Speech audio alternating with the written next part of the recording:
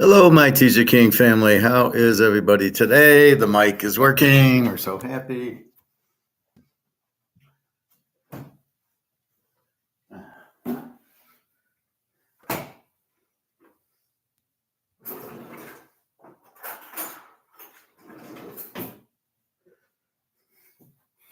So, how's everybody today? I hope everybody's well. Talk a little football, talk a little bit about my breaks. A little gold, local economics, and whatever else pops in.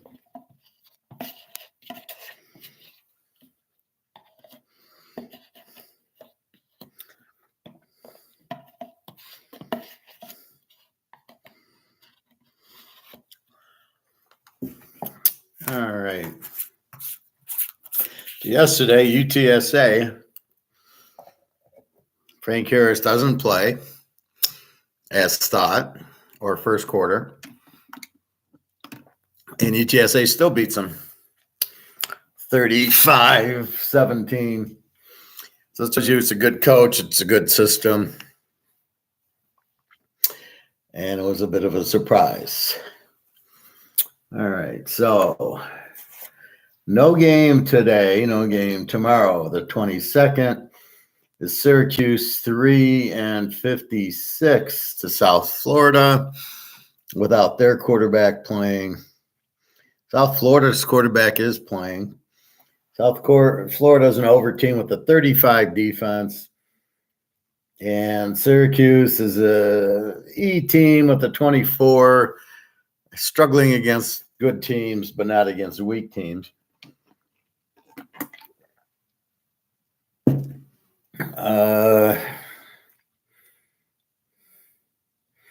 They got a 24 defense. So it's the hard part about the Bulls. The quarterbacks don't seem to want to play. And so you get a situation of guessing the new quarterback. He's their third stringer. He's their fourth stringer. I don't know anything about him. He's not played. He's played in one. He's thrown 5 passes, completed 5 out of 10 for 25 yards. What do you do with that? So then you bet against them. And then, like yesterday, UTSA, then they put up, although the UTSA quarterback had played because Frank Harris had gotten hurt. But what do you do about him? Then you got the transfer guys, and some of the transfer guys are actually still going to play. Some aren't. So just because you're in a transfer portal, I think you have the option of playing or not. I'm not quite sure all the rules, but that's what I think. So it becomes these middle bowl games are extremely difficult to really get a handle on.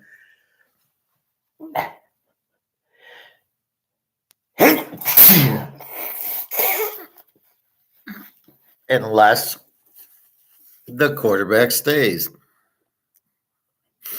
And like one game, Georgia Tech, UCF. At this point, the starting quarterbacks are playing. Okay, good. I can handicap it. I can analyze it. They're both over teams, a 31 defense for Georgia Tech, 25 for UCF. Plumlee runs a lot. King, they did good against Georgia. Okay, I can play that game. But a lot of these games, you just – North Carolina, May's out. Who the fuck is picking May as a top quarterback in the draft? Excuse me. If you don't do well in college, you're going to do well in pro. It reminds me of Trevor Lawrence and Tag Tugliavua and Fields. What are you insane that you think these are good quarterbacks? Drake May is not a good one. Caleb, and then they're sitting there saying, well, Bo Nix and Penix are not first-round draft picks. And Hartman, what are you kidding me? What is your look of a good quarterback? Josh Rosen, Darnold. These are what you think a good guy. Lawrence, Fields. These are what you think's a good quarterback. Richardson, yeah, to your mind. Steve Young, He's terrible. So the whole thought of what a good quarterback is clueless by these people doing it have no idea what they're doing, which is why when you look at the pros and you got Browning against Pickett, Rudolph, Trubisky, or whoever, and Allen against Stick, and Minshew against Heineken, this is what you get. You get people that have no idea what they're looking at or how to talent quarterbacks, and then this is why the league sucks, is you got such bad quarterback play because they don't know what the hell's a good quarterback and a bad quarterback. A guy who throws a lot of touchdown passes is a good quarterback, right? Not Pickett, not Trubisky, not Stick. These guys don't know how to, even judge a defense or not. Fields can't complete passes. He's terrible. So this is their thing, what they think a good quarterback is, and it's sadly mistaken. This is why the league sucks. All right, so first let's look at a little bit of goal. What's goal doing today? Then we're going to get into my breaks, and then we're going to get into football. Real quick, goal today is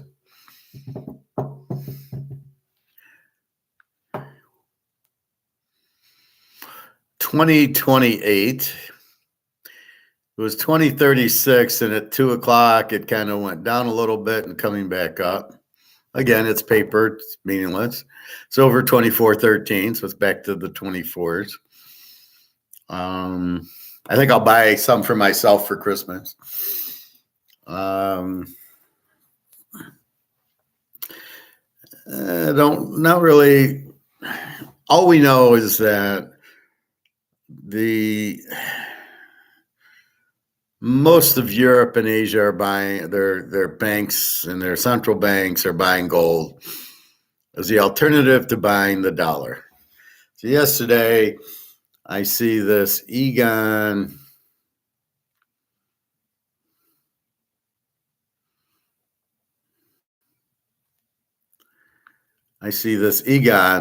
video from As Good as Gold Gets.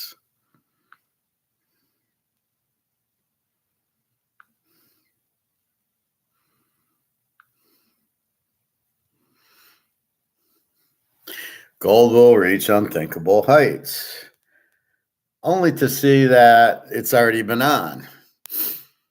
This is a new one that was on a couple weeks ago with the two guys from Australia. So again, it's the same video. Let's take a quick look at this at the 2-minute mark. Death of the global financial system is now at hand. And I looked at the title and I thought, I'm in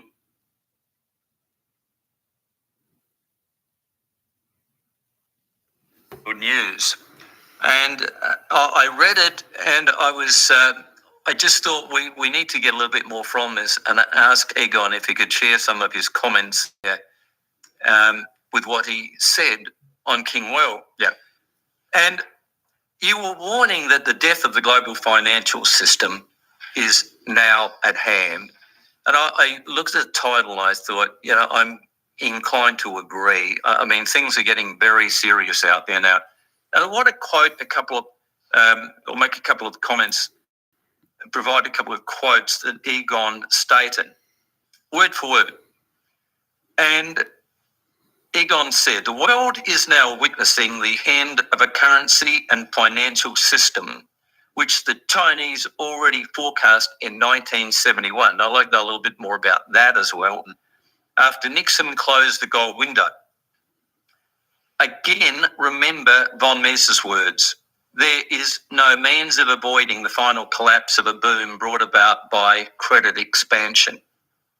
History tells us that we have now reached the point of no return. So denying history at this point will not just be very costly, but will lead to a total destruction of investors' wealth. Scary. So, Egon, you paint a very gloomy picture. So my question to you is this: where to from here? What's next?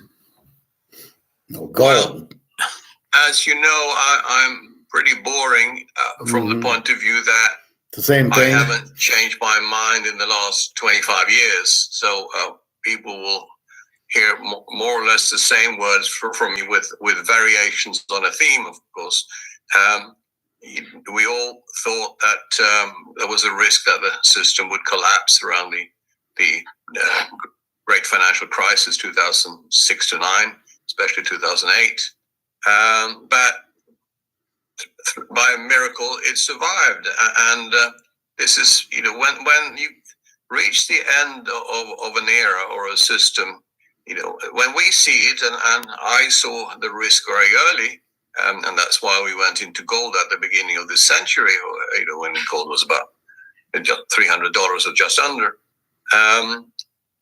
But things don't happen exactly when you see them, because a process of this magnitude and length takes some time to evolve and come to an end. But but I think that's where we are now. It's taken, sure, that this cycle has lasted. We can take the Fed creation in 1913 as the beginning, and then of course the event that you quoted now from my latest article, of the 71 15th of August closing of the gold window. And that was really the final death nail into the system when things started to accelerate. But here we are. I remember that. I had already started my working life. Okay, whatever he's saying.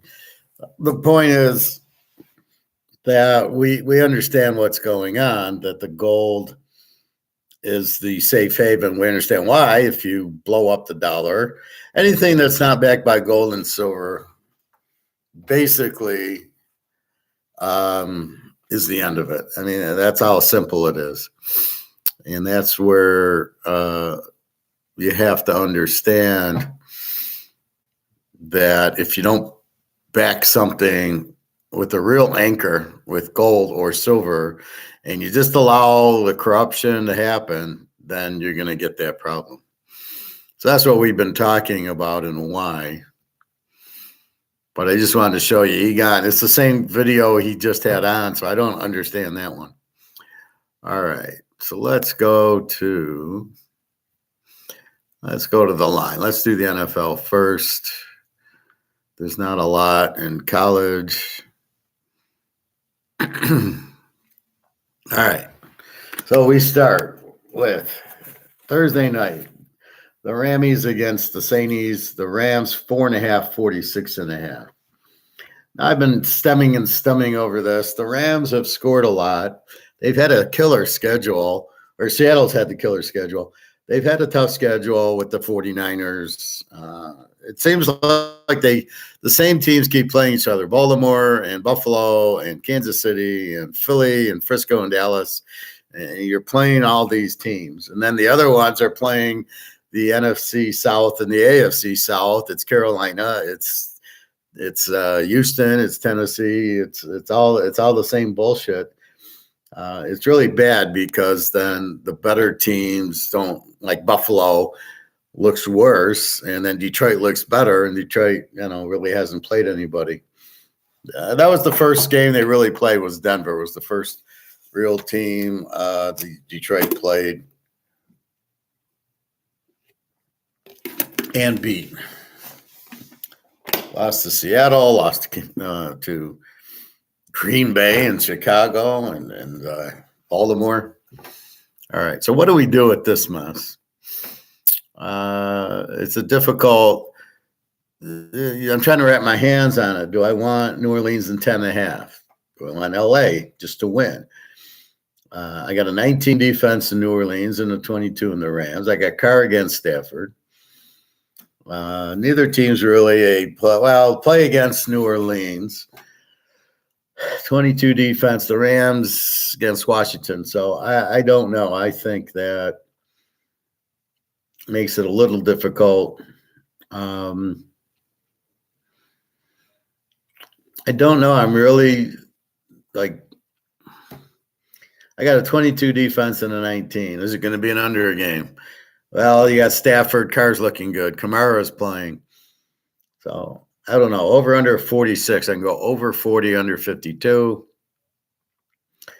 Washington put up 20 on the Rams. I'm kind of leaning towards the over in this game of 40. However, it's Thursday night, and I can't pick Thursday night games for some reason. I don't know. The league's so bad, and the quarterbacks are so bad. Although here we got Stafford and Carr. We got two pretty good quarterbacks. So at this point, I think over looks good. Can I trust New Orleans in 10.5? I have no idea. Can I trust the Rams to win? I think so. Again, it's difficult. Last week was easy. They were playing Washington with the 30 defense. They scored 28 points. Here they get a 19 defense. Stafford is good. They got receivers. I think the Rams win a close one, but I haven't figured out the score yet. All right. Cincinnati 1.5, 37.5 from 2.5.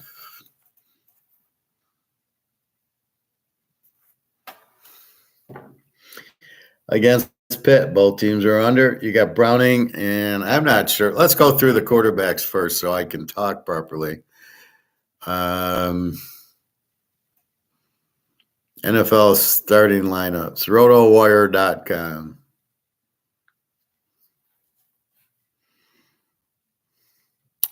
Carr against Stafford, and everybody's healthy for New Orleans, LA. So I like the over.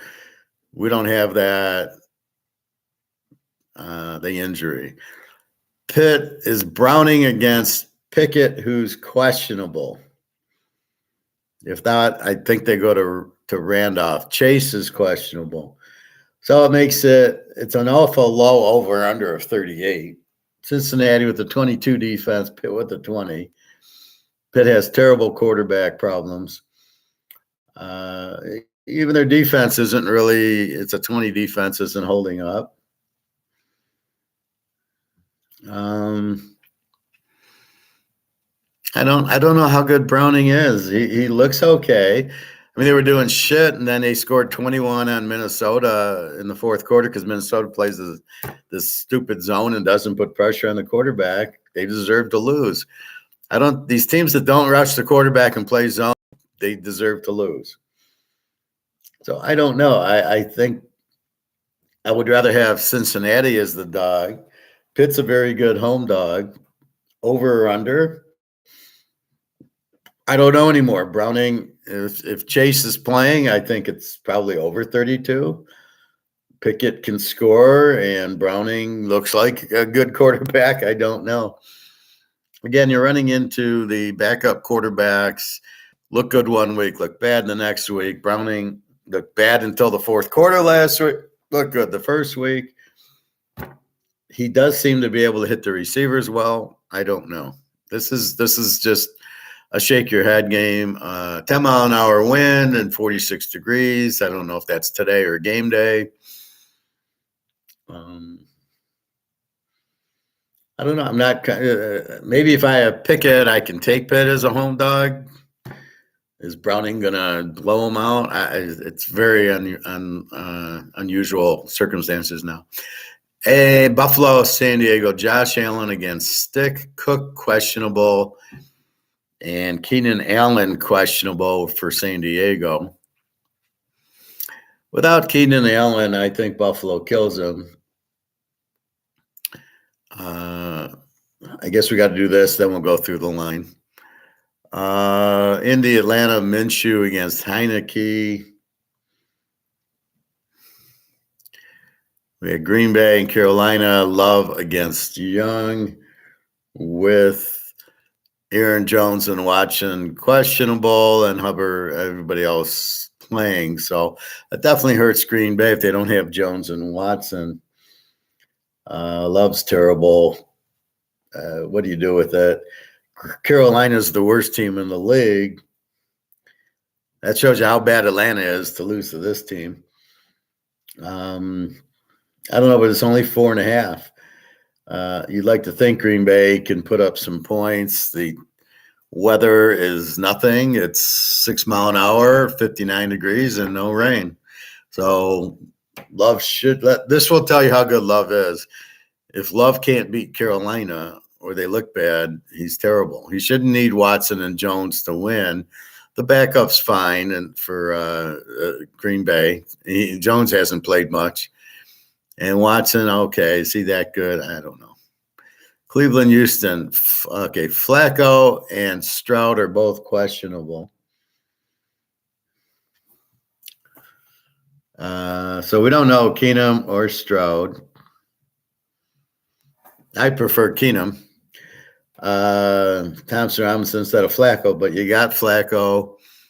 I don't know where they go if Flacco can't play. And then Stroud and Singletary. So we'll see about Stroud. Nico Collins and Noah Brown are questionable. So we don't know. So we've got Flacco with the question mark, Stroud question mark. They can go to Keenum. Houston's favored by 2. Well, we'll have to see. I'm not sure who's favored. Well, let's talk that, and then we'll get to the line. Detroit Mini, Goff against Mullins.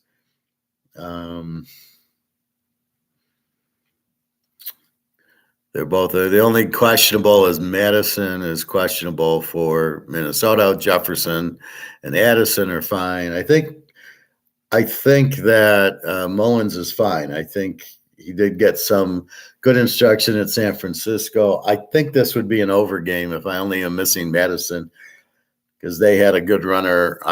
Did he get hurt? They had a really good runner last week. I don't think he did, Williams. And I looked, and he's from North Carolina. And I remember they had 2 really good runners at North Carolina last year or the year before. So they're in good hands. They should be starting the kid from North Carolina, not Madison. He was okay at Boise, but not as good as this kid was at North Carolina. So I think it's an over. Detroit with no defense, Minnesota. We'll get into that in a minute. Washington, the Jets, Sam Howell against Zach Wilson, and Wilson is questionable. Where's that? Wilson's questionable. Looks like it's Howell. How long does he stay before Brissett comes in?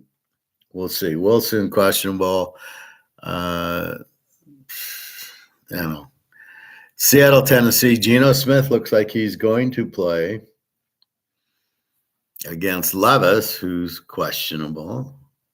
And this is a joke. You can't. It's Wednesday, and you don't know who the starting quarterbacks are. Everybody for Seattle's playing and healthy, and they're 2.5 over Tennessee. Levis is questionable. Henry and Hopkins scare the hell out of you. Walker looked really good for Seattle. How they beat Philly, I have no idea.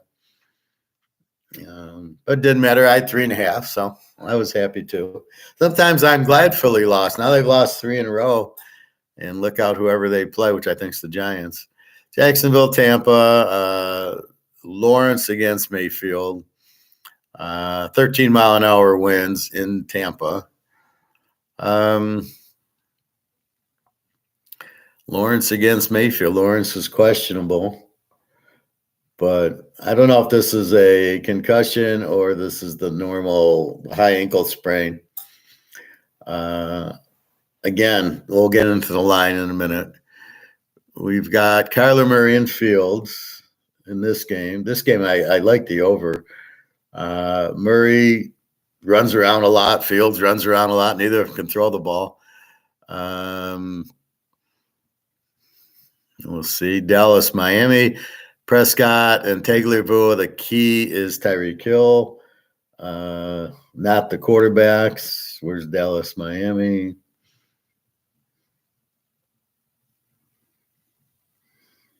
Yeah, Prescott and Tag. New England, Denver, Zappy against Russell Wilson. Denver's got their backs against the wall now from the loss to Detroit. They have to win. New England, they're a Z team. I mean, they're pathetic. We got 50% chance of snow. It's 33 degrees in Denver, 11 mile an hour winds. I don't know who snow helps. New England's, I don't know, they're a cold weather team, as is Denver at home. Should help them because they're used to the mile high air. Oakland, KC, O'Connell, and Mahomes. This is now on Monday. Pacheco and Josh Jacobs are both questionable. Monday afternoon, we got Danny DeVito against Jalen Hurts. Looks like Philly's healthy. Looks like the Giants are healthy. I think after 3 losses in a row, you got to take Philly. And the last one is Baltimore Frisco, Lamar against Purdy, and that's what you got. Beckham is questionable. All right, so let's go back to the line. Now that we understand who's playing, we can make a better analysis. It helps when you know the quarterbacks. My God. All right, so Rams 4.5, 46.5. Carr and Stafford, we know. All right, we think we like it over. We're not sure. Cincinnati 1.5, 37.5. We got Browning against Pickett, questionable. Pickett's been hurt. I don't know if he's ready or not. I don't know. I mean, Browning, who is this guy?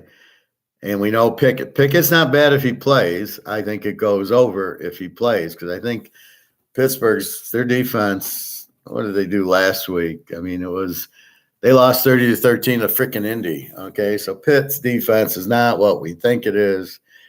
Lambert and Ham aren't playing. Joe Green, so none of the boys are playing.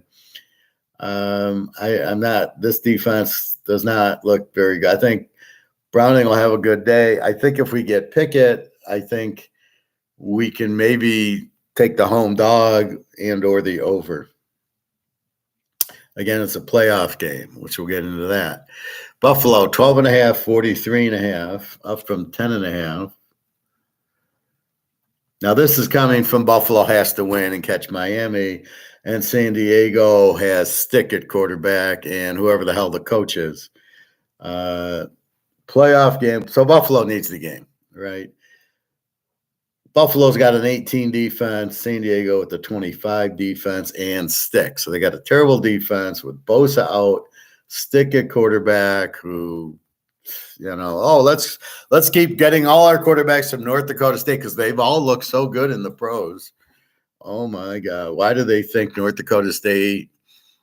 Where are you seeing it? Carson Wentz sucked. The guy on San Francisco got him, and now he's on Dallas. Sucks. And now, what do you want to take Stick and say he's good? I haven't seen anything from the South Dakota State team bringing up NFL quarterbacks. So I don't know. Is San Diego this bad? They've got a 25 defense because they gave up 60 points. So let's call them a 23 defense. But without Bosa, it's Khalil Mack. I think Buffalo puts up a big number here. 12.5. You get it under 7.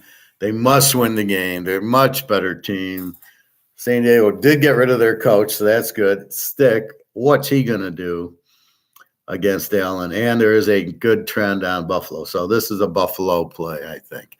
Even at 12.5, when you get under 7, I think you're okay. Atlanta now 1.5, 44.5. Probably because they went to Heineken from Riddler, which I don't know, and then Minshew. I like Indy as the dog here. Indy's got the over team with the 25 defense, but they score. Atlanta just doesn't score, and they have a 20 defense, but I don't think it's that good. And misleading last week was a rainstorm in Carolina. So what are you going to do? 20 defense. Over under 44.5. It's probably an over with Heineken. We got to check the injuries. Indy scores a lot and gives up a lot. So I can see where this game, Indy gets their 27 and Atlanta's in the 20s. We only need 38. One of the higher overs in the thing. Again, Vegas is just thoroughly clueless what the over-under should be. Indy's a very live dog, I think, just because they score a lot and they seem to get guys open and score. It's incredible. Green Bay 4.5, 36.5. Love against Young. Green Bay an under team with the 22 defense. Carolina the Z team with the 25 defense. I'm going to just highlight the Z teams real quickly for us. So the Z teams are Washington, Carolina, Arizona, New England, New York Giants. And again, a Z team, they don't score and they don't have defense. So sometimes, like the Jets, they don't score, but they have a really good defense. And then you have sometimes they score a lot and have no defense, like Indy or USC. And so there's things, but we want to bet against and find the Z teams.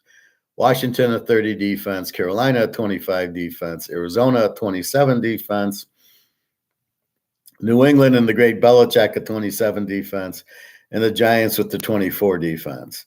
So when we're looking at how does the team going to react, we want to know what kind of defense they're facing. Because if they're facing a lousy defense, we get it. They're not going to score. All right, so Green Bay's got Carolina. Love struggles, but he gets a Z team. He gets a 25 defense. He should have a good game. They don't need Jones running to have a good game, although it helps. And then they do need the receiver who is questionable to help them. You've got a lot of young receivers, which is a big problem. You've got too many young players, which is a big problem. Love, got a good quarterback. Young's even worse. So you're really not going to get a lot of points. I don't think Carolina scores much. So when Carolina has the ball, they're not going to do much. When Green Bay has the ball, they won't do much, but they should be able to move on such a weak defense. Green Bay must win the game to have any hope for the wild card, and Carolina has only won 2 games. They're a Z team. So this goes to Green Bay, and there's no rain or wind that we looked out for last week. Over under 36. The problem is, how much is Carolina going to give you? Not a lot. But if they're not going to give us a lot, and we're going to get a lot from Green Bay, then we just take Green Bay, and you're like 4.5, you get 1.5, with the idea that you're not going to get points from Carolina. So you can't fuck with the over-under. Maybe you play under 42. But Green Bay isn't a must-win, and I think, if they didn't have a rainstorm, Atlanta wins last week, but the weather's not. There's really no bad weather this week. All right, so Green Bay must win, Z team, Carolina. Enough said. Cleveland 2.5, 40.5. Now Cleveland's favored. This is all over the place. Houston's favored. Cleveland's favored. Now Flacco against Stroud. Question mark. Is Stroud ready to play? Both teams are under. Both teams 21 defense. 42 over under. Seems very high in this game. Houston seems to play really good defense. And again, they beat Tennessee 19-16. So holding them to 16 is not the point, but getting only 19 on Tennessee. Cleveland with a very strong defense. Also, Tennessee's got Tennessee with the 22 defense. So it's virtually the same. So Houston against Cleveland, I would say it's an under. I don't think you're going to get a lot of points, especially with Stroud. I'm not really thinking he's Joe Montana. I think Keenan's better than Stroud, for sure. I'm still wondering Carolina why they're not going with Andy Dalton and at least having a chance to win games, because they have no chance with Steve Young. With Stroud, I think I might like the home dog. I like the dog in the game, which was Houston, but now they made Cleveland the favorite. Makes me like Houston. I like the dog in the points, and I think I like the under. Both pretty good defenses. They don't score a lot. Flacco, he's looking okay, better than when he played, and then Stroud or Keenum. I think I'm more afraid if Keenan plays to go under than if Stroud plays. Keenan knows how to win. He knows how to throw. Seattle, 2.5, 41.5 gets Tennessee. Tennessee's pretty much eliminated. It's Smith is healthy against Levis. Seattle, an E team with the 25 defense. Tennessee, an under team with the 22 defense. We know we like the coach. We like Tennessee's coach, Vrabel. Ohio State. And Seattle, we got Coach P. We got to love that. And Seattle, 2.5. Tennessee's not that bad. They still have Henry and the receiver. Levis is questionable. He's okay. Tannehill's apparently ready, but I don't know if they're going to go to him. At this point, it's Levis. So I think we got to wait to see if we get Levis or Tannehill, but do we want to play it? And then do we want to play over or under? Walker looked good running the ball, but was that because Smith was injured and they had the backup in, whatchamacallit, they had Locke. Locke was the quarterback. So I don't know. Coach P likes to run the ball. And my Ohio State guy likes to run the ball. This should be a running game, but we do have Lockett and whatchamacallit, the other Moncrief, I believe, the other Seattle receiver. Why doesn't that sound right? Is it? You know who I'm talking about. So I think with Smith, I don't know. I can get 3.5 with Coach Pete. I kind of like it. Tennessee, they just don't score enough. They're an under team with a 22 defense. I think you'll get a lower scoring game. I think Vegas is fucked up again, a 41.5. I think it's an under. Because Seattle doesn't score like you think they do. Right? Let's look at Seattle last 5 games. So, okay, 2017 on Philly, who's got a very weak defense. 16 on the Niners makes sense. I mean, look at this schedule. Philadelphia, Frisco, Dallas, Frisco, the Rams, Washington, then Baltimore. And they had to play Cincinnati earlier. So what a tough – they got two Rams and 2 Niner games. I mean, it's really tough. So if we look at it, they scored 20 on Philly. They should have got more. 16 on the Niners makes sense. 35 on Dallas. Where did that come from? 13 on the Niners. Makes sense. 16 on the Rams. 3 on Baltimore. 24 on Cleveland. 13 on Cincinnati. So they're all over the place. They score big. See, again, here's where you got to be careful. 37 on Carolina. And 35 on Dallas, so okay, and then 29 on Washington. So against the Z teams, they got a 29 and a 37, and a 37 on the Lions. So those 3 make sense. Cleveland 24, and then you're looking at Philly 20, 16, 13, 6. So what do we have here? We've got Tennessee at 22 defense, who's probably like a Cleveland, which is 24-20. So look for them to be in the 20s, I think. Seattle gets 20. Tennessee, well, let's look at them.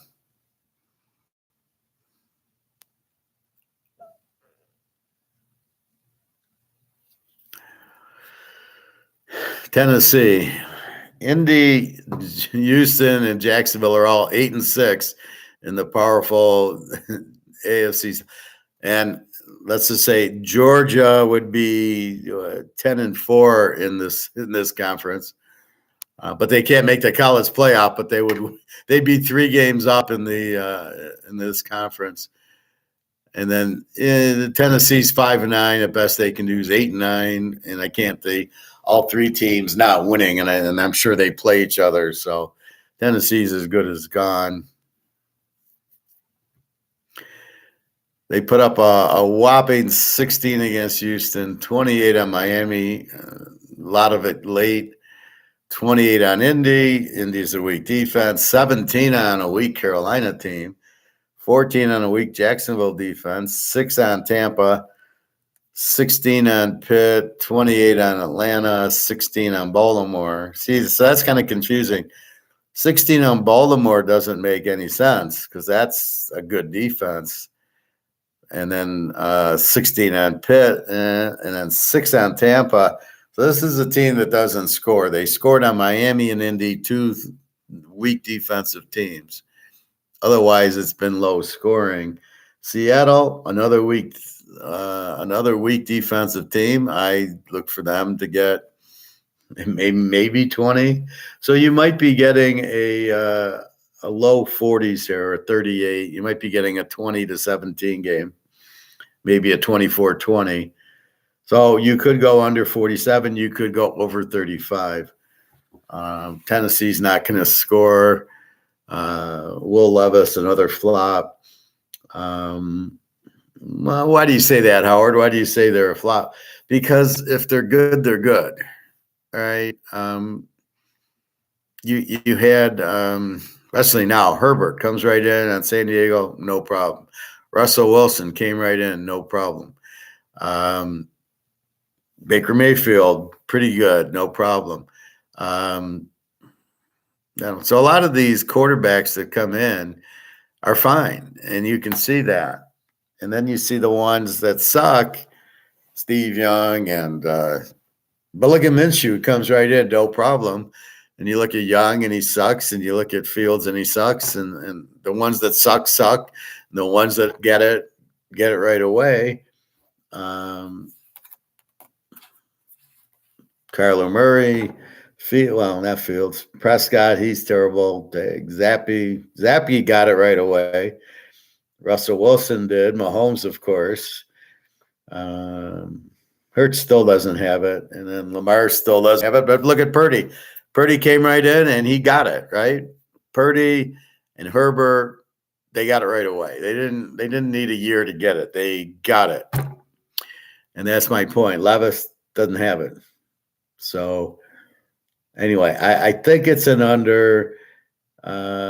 Seattle with the 20. I mean, they held powerful Philly to 17. I don't know. It's at Tennessee. Again, this is the problem. This is week 16. And I look at a Seattle, Tennessee game, and it's shake my head. I have no fucking idea what is real and what isn't here. So I don't know. Washington, the Jets. We know the Jets are the under team, and Washington's the Z team. We got Thurston Howell against Zach Wilson, who is questionable. Huge trend on the JETSs. Bet against Washington. We'll get to the trends in a minute. Washington's a Z team. Gave up 30 to my Rams last week in that lock that I had. So that was easy because it was the Rams even. I didn't have to lay 10 in the teaser.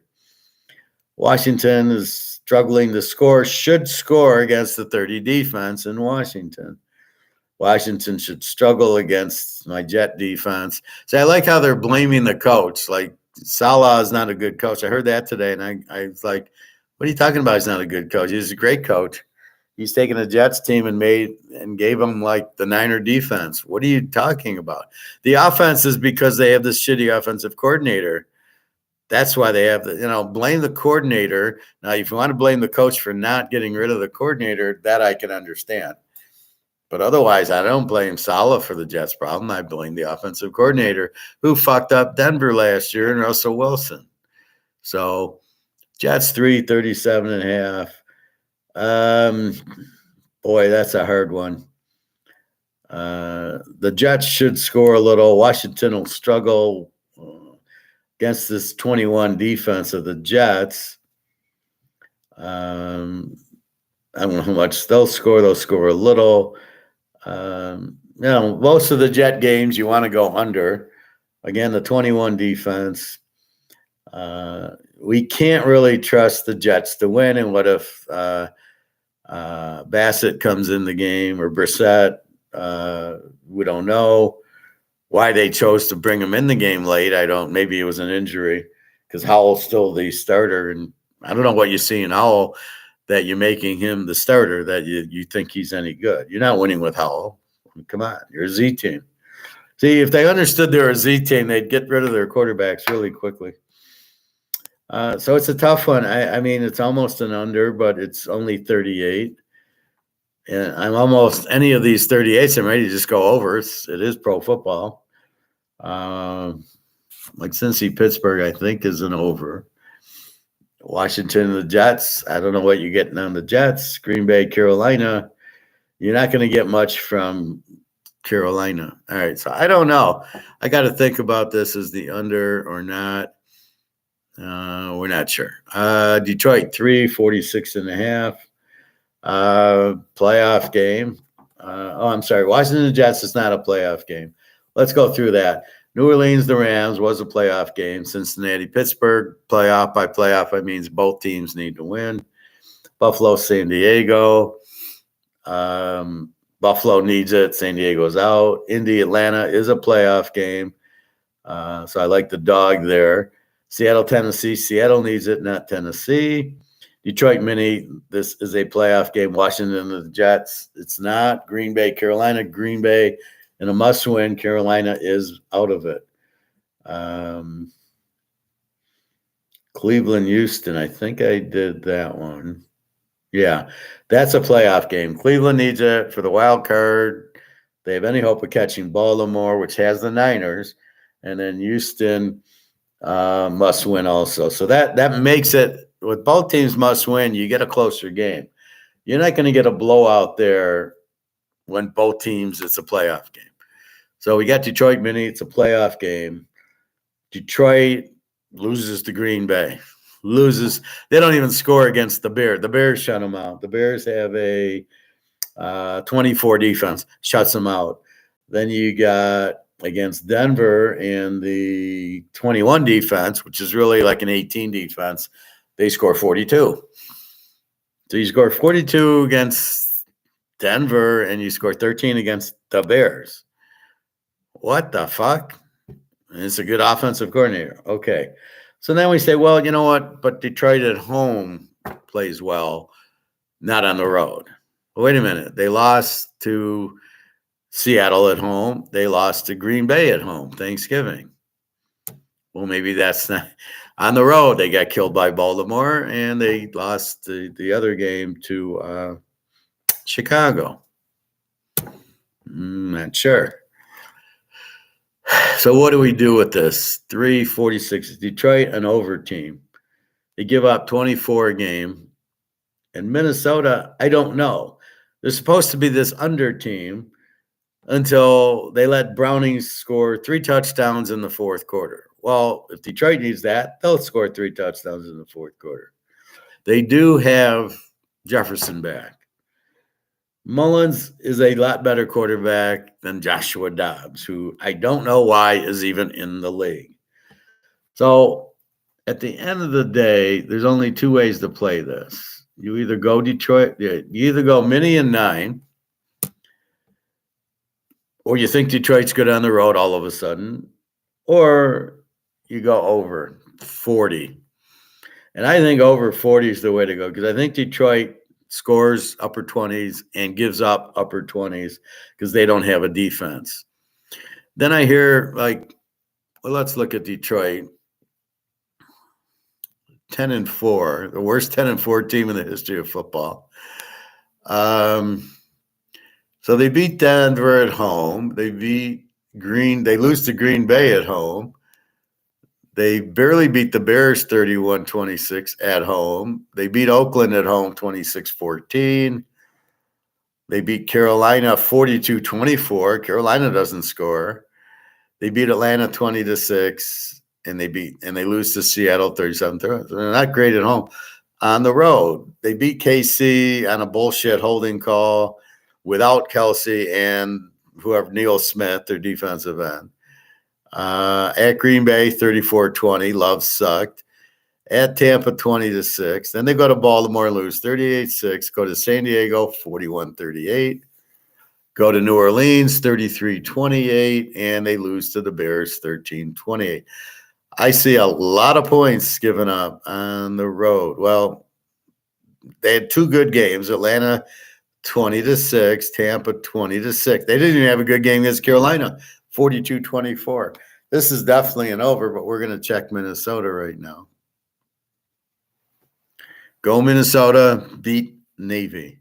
Minnesota 7-7, must have it. I think they can still win the division because if they go 10-7 and Detroit lose, that means they beat Detroit twice and Detroit loses to Dallas, which they will.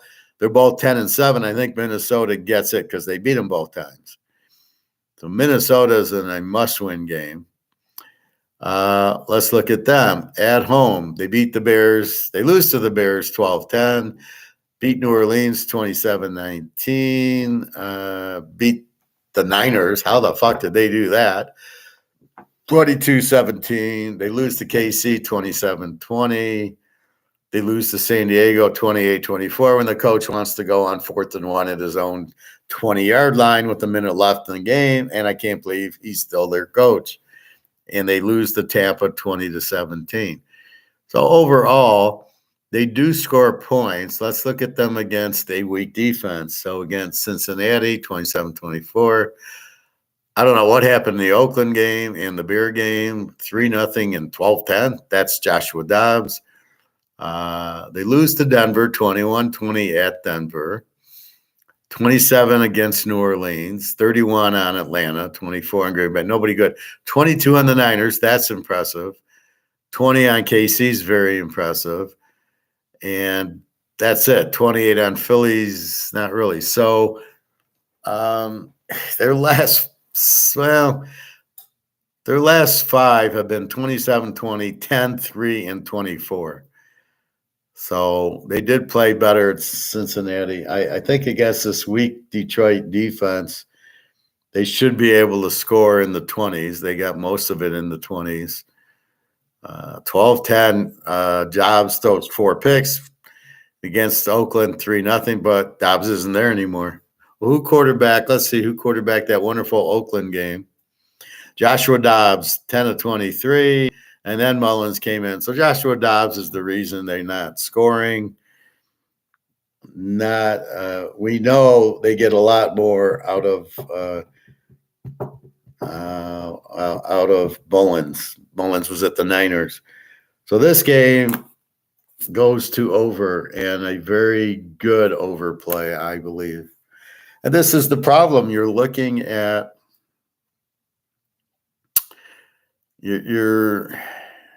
I feel much more comfortable playing Detroit over than playing on or against Detroit because they're so unpredictable. You do not know what you're getting. And so I'm hearing, they can make the 1 seed, or if they can beat Dallas at Dallas. They ain't beating Dallas at Dallas. But if they can and they can be the 2 seed, well, the 2 seed doesn't matter. Well, they get a home playoff game. Yeah, okay, then they lose, and then what? But you cannot. They don't have the defense to win in the playoffs. This will be very interesting to see who they play. They already showed they can't beat the Bears or the Packers. They got 2 with the Vikings with Mullins. I don't see them winning. It'll be a very close game, and I think it'll be high scoring because I think Detroit can score, but they can't stop anything. And that's the key to a playoff team. Look at your playoff teams. The Niners are a 17 defense. Baltimore is a 16. Dallas is a 19. Even Miami, I doubt it's a 21. Detroit's a 24. I hate to break it to you. Buffalo's an 18. And then LA's a 22. New Orleans a 19. Will probably win that. So if you want to be a good team, you cannot be over 20 on your defense. Because when you need to stop it. Now, this is against very weak teams. Again, the best team they beat was last week, Denver. And it killed them. Give them credit for that. But now they got to go on the road, and you just lost at the Bears, and you lost to the Packers. You can't just say they didn't happen, and you can't say, well, forget about them. That's what happened. You lost to the fucking Jordan Love, and you lost to Fields 28-30. Not only did you lose, where was your offense? You scored 13 points. So they're really good at saying, look how good this guy is and that guy is after he has a big game. But when they lose, 38-3 to Baltimore, oh, it was just a fluke. No, nobody's bad at that point. They only look at them after they have a big game. All right. Tampa Bay, 1.5, 43.5. Interesting. Lawrence, who's questionable against Mayfield. Okay, they went to Green Bay and pounded them pretty good. I had Tampa. I was happy last week. I finally got on the right side of them. Here, in Tampa, the Heat won't bother Jacksonville. It's just down the road. Jacksonville's an even team. So they scored 25, give up 22. I don't know what's wrong with Lawrence, if it's his ankle or I think he got a concussion. Tampa Bay is an under team. They don't score much in a 21 defense. So I really like the dog here in Jacksonville because Tampa doesn't score a lot and doesn't really have a great defense. Their coach sucks. I do have over circled also because the defenses are, I don't know what to think of a 21-22 defense. I know what to think of Frisco with the 17 and Baltimore with the 16. That's a strong. You ain't scoring on them, but I don't know what to think. I'm too much with college, right? I see a 21 defense, and I'm like, that's a pretty good defense. And then no, in the NFL, the good defenses are 16, 17, 18, 19, not 21, 22. They're more middle of the road. So Jacksonville, Tampa, I think you go over with that. I think it's more middle of the road. And I've seen a lot of games where they've given up points. So the key's Jacksonville scoring, but I think they can score on Tampa. Tampa doesn't have that kind of defense. So it's a playoff game. So Jacksonville should come. They seem to be able to score. So if Lawrence plays, I think they'll score. And I hate Lawrence, but in this game, I won't mind him if he can score a few and get some points for us. And I just got to highlight so I don't forget. I did that with a bunch of bowl games. I got them waiting. Okay, I'm going to take this team and that team.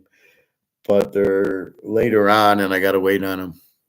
Especially with the guys leaving to not play. Oh, I can't play. It's just fucking ridiculous. It should be embarrassing to these guys who sit out the bowl game. Why do you play football? Because you're passionate about it and you enjoy it? Or are you there for the free education? Or what are you there for? To make money in the pros? So that's my point. Why are you there? Well, you're there because you love to play football. Why are you sitting out a game then? Well, I don't want to get hurt. What? Okay, we just had a thing with this Pittsburgh guy. The receiver wouldn't throw a block, and he just stood there, and his answer was, I don't want to get hurt. If I'm the coach, go play tennis. Go play golf. I don't want you here. This is football. I need you to block. If you're not willing to block and you're afraid of getting hurt, you're in the wrong sport, fella. Sorry. You play football because you love it, and if you don't love it and you're worried about getting hurt, you're not on my team. I don't want a bunch of losers on my team. As far as I'm concerned, this Pittsburgh guy is a loser. I would never play him again. I need a blocker. I need a receiver who's going to block. I might have had a touchdown that he didn't get it. Well, I was worried about getting hurt because, somebody else, hurt his MCL or ACL. Well, then fuck, why are you playing football then? You don't think you get hurt in football? I mean, I heard that. I couldn't believe my ears. Oh, I might get hurt. Jesus. Why are you playing it then? So it all comes back to why are you playing this? You better play it because you love it. And if you don't love it, you shouldn't be playing it. You don't play it for the money. You play it for the passion.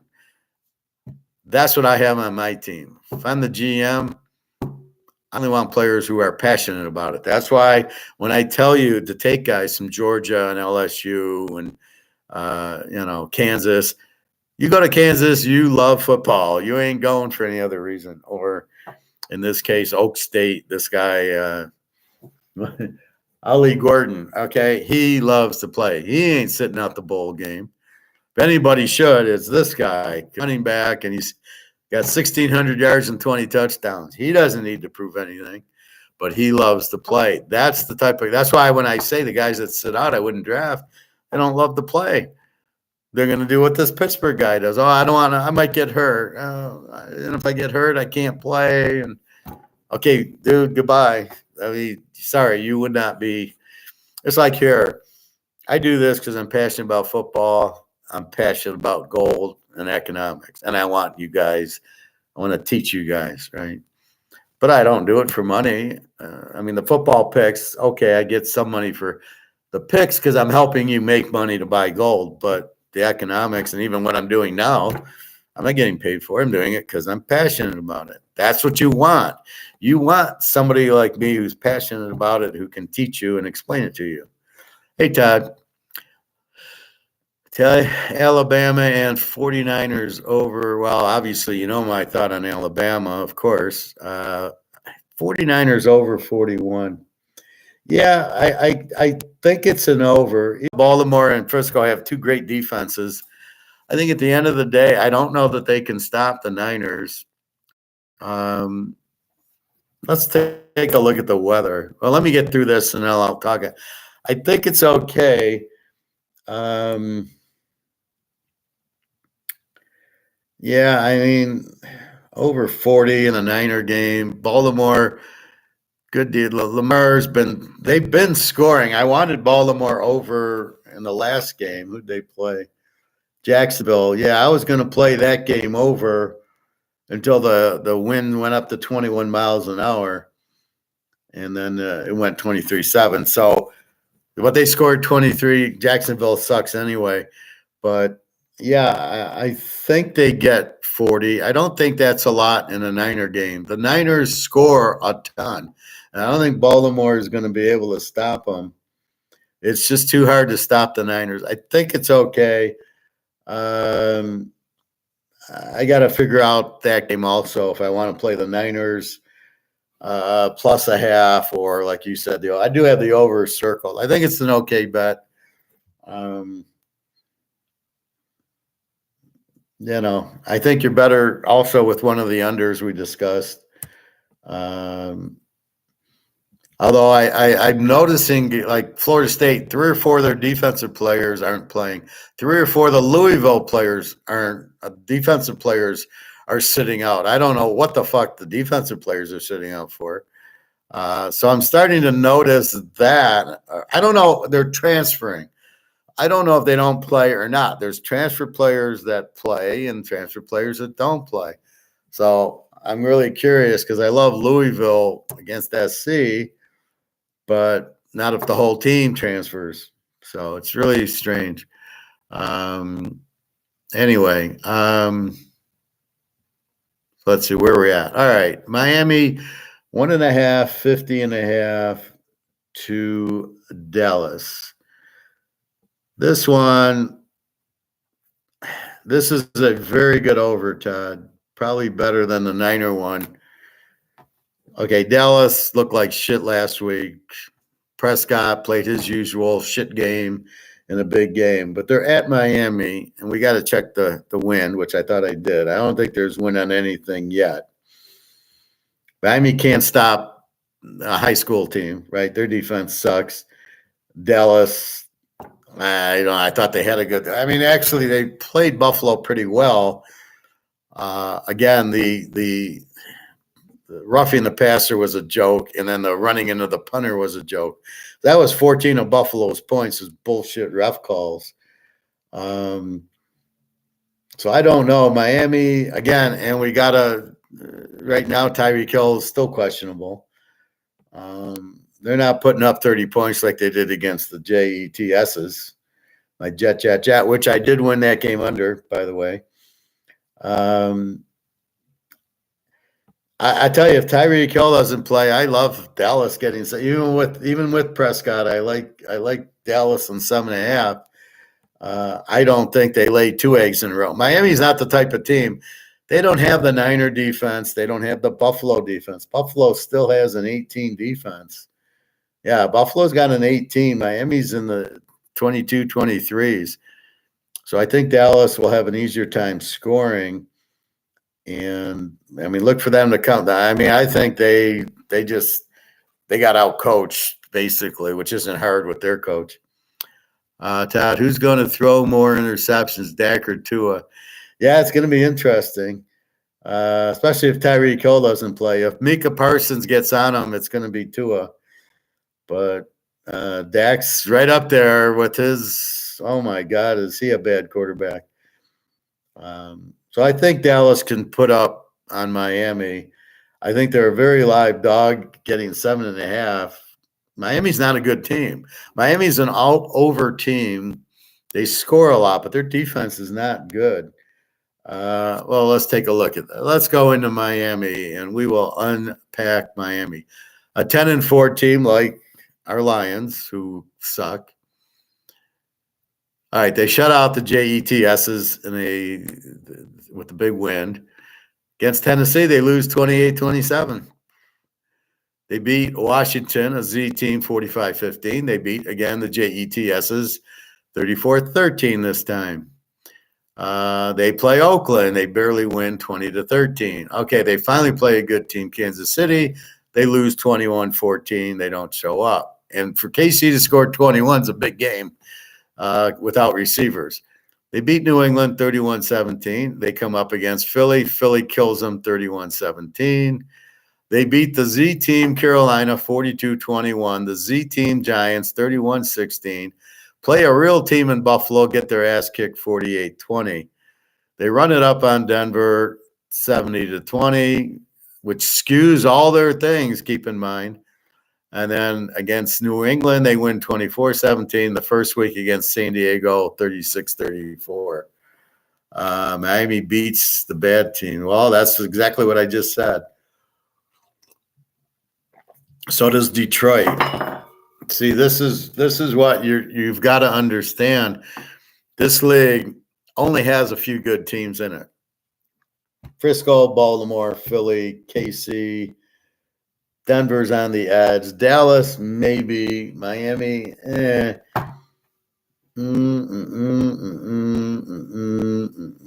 Seattle, maybe. Indy, Buffalo, yes. And that's really Cincinnati if Burrow was playing. And the Rams are getting there. And, yeah, okay, let's look at the best team Miami beat. Let's see. The JETSs. Oakland, no. Lost to Kansas City. New England, Z team. Lost to Philly. Carolina, Z team. Giants, Z team. Denver is the best team they beat. At San Diego, 36-34. All they did was beat a bunch of shit.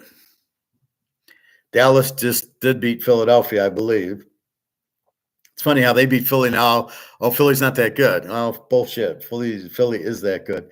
I am strongly maybe advising go Dallas over or Dallas in your Alabama one instead of the Niners. They're going to have a little bit of problem with Baltimore. I don't know, and we got to check the weather. I think this one's a whole lot easier. Not often you get Dallas as a dog to a weak team like Miami. They lost to Tennessee 28-27. I mean, really, who did they beat? The Jets, Washington, Oakland, New England, Carolina, the Giants, New England, and San Diego. The best team they beat was San Diego, and then they killed Denver in that one, which probably was a lot of turnovers, I guess. So I don't see it. Now, will they score? 27 on Tennessee is good. 14 on Kansas City's actually good. KC's got a real strong defense. 17 on Philly. 20 on Buffalo in a high-scoring game. San Diego. So against these better teams, they gave up 28 to Tennessee, 21 to KC, 31 to Philly, 48 to Buffalo. Even Denver got them for 20 and San Diego 34. This is an over game, I believe. Dallas is an A team, which means they score. I'm not sure Miami's an A team because you got the 70 you got to factor out, but I do see a lot of 30s and 40s. This is an A team. I'd say go over on one teaser and take Dallas in 7.5, and another teaser. Never play them in the same teaser.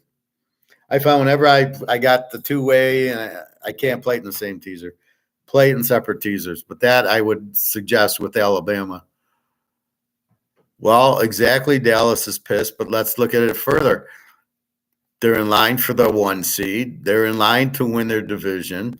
Philly's got the Giants. Philly's not losing. This could be my lock, Philadelphia. They're not going to lose. They have to win Dallas. And then they got Detroit coming up. So they must win this game to try to win the division. They lose this game to lose the division. They're worried about Detroit. They might not win the division. So they must win this game. Okay, they beat Philly. They were a little flat against Buffalo. Okay. Now you got your shit kicked out of you by Buffalo on a rough on a running into the punter where your idiot defender jumps into him. Like, who's coaching this team and who's telling the defensive guy when you're going into a punt to run into the punter? Where is this being communicated? And then you got the same roughing the passer on Allen, which was a joke. He takes a dive, he points to his face mask. The guy hit him in the chest. Is that even a penalty? And if it is, then this game is ridiculous. Yeah, okay, not same teaser, but yeah, I think it's definitely an over, and I think it's an over. Let's wait for Tyreek Hill. Tyreek Hill, it's a huge over. Without Tyreek Hill, it's a Dallas 7.5. So if Tyreek plays, it's probably both, but I think you lean more to the over with Tyreek because good luck with Dallas. But, Buffalo, there was a lot of small players on Dallas last week, and they ran the ball down their throat successfully. I don't know if Dallas is this stupid to do it again, but Miami is like Buffalo, a passing team with Tyreek Hill and Waddle. So will Dallas have all the small guys, which will lead Miami to run the ball if they can that much with Mozart? I don't know. But let's see what happens with Tyreek Hill. We'll talk more on the weekend. I don't know. He sat out last week, so he does have an injury. But I think he'd want to play against Dallas. So Miami's really like the Lions. They haven't beaten anybody. All right.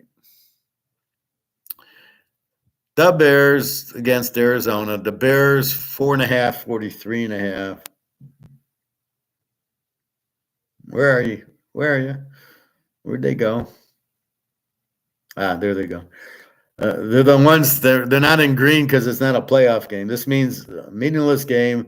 A Z team, Arizona, against a good team, the Bears, 4.5. The Bears, what did they do last? Oh, yeah, they lost that 2017 game to Cleveland, which you can't figure out, which makes me like Cleveland. Well, Cleveland's favored. Makes me like Cleveland if they beat the Bears. I think the Bears are really coming on. And I like the Bears getting 1.5. Over 44, I like that too.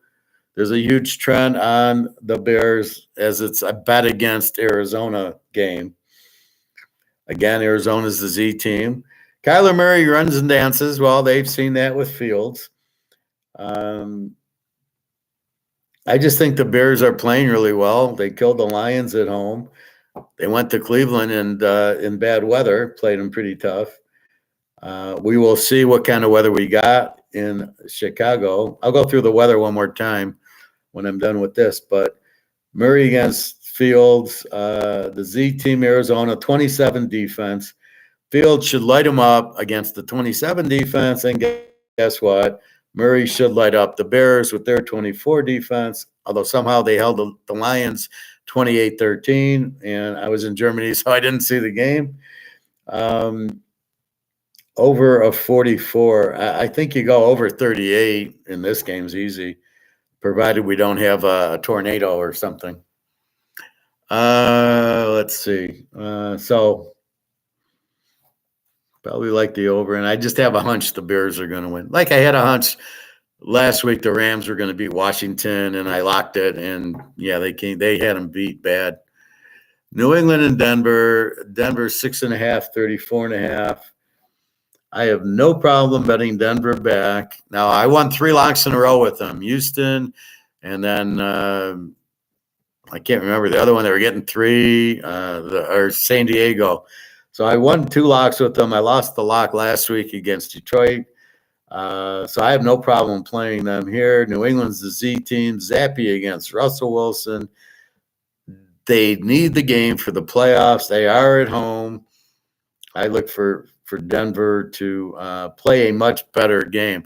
And I think what you need to do is psychologically, when you see a Dallas get beat, even Detroit losing 28-13, they come up and play much better the next game. They're embarrassed and that. Look for Dallas to beat Miami. They're actually the much better team, and they're getting points. So all I can say is thank you.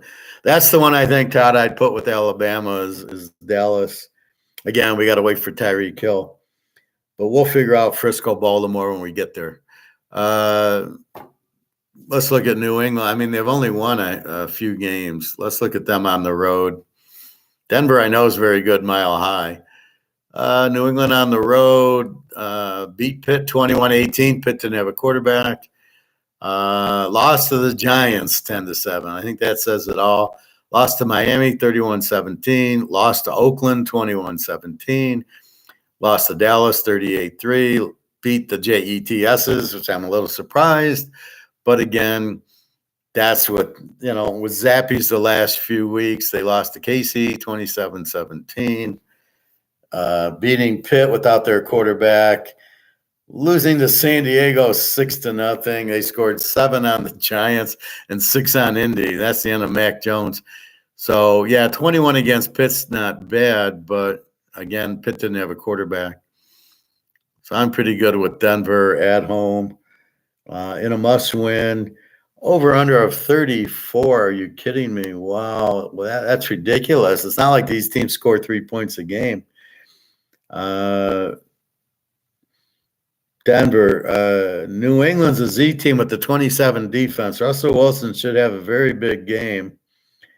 And I think it's an over because of how bad New England's defense is. I think Denver can get to 28 by themselves. You 28.5 in the NFL. Russell Wilson should get you the 28 by himself, especially the way they looked last week.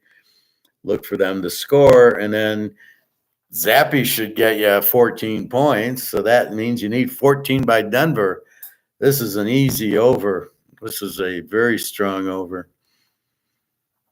There's a big trend on Denver at home and betting against New England.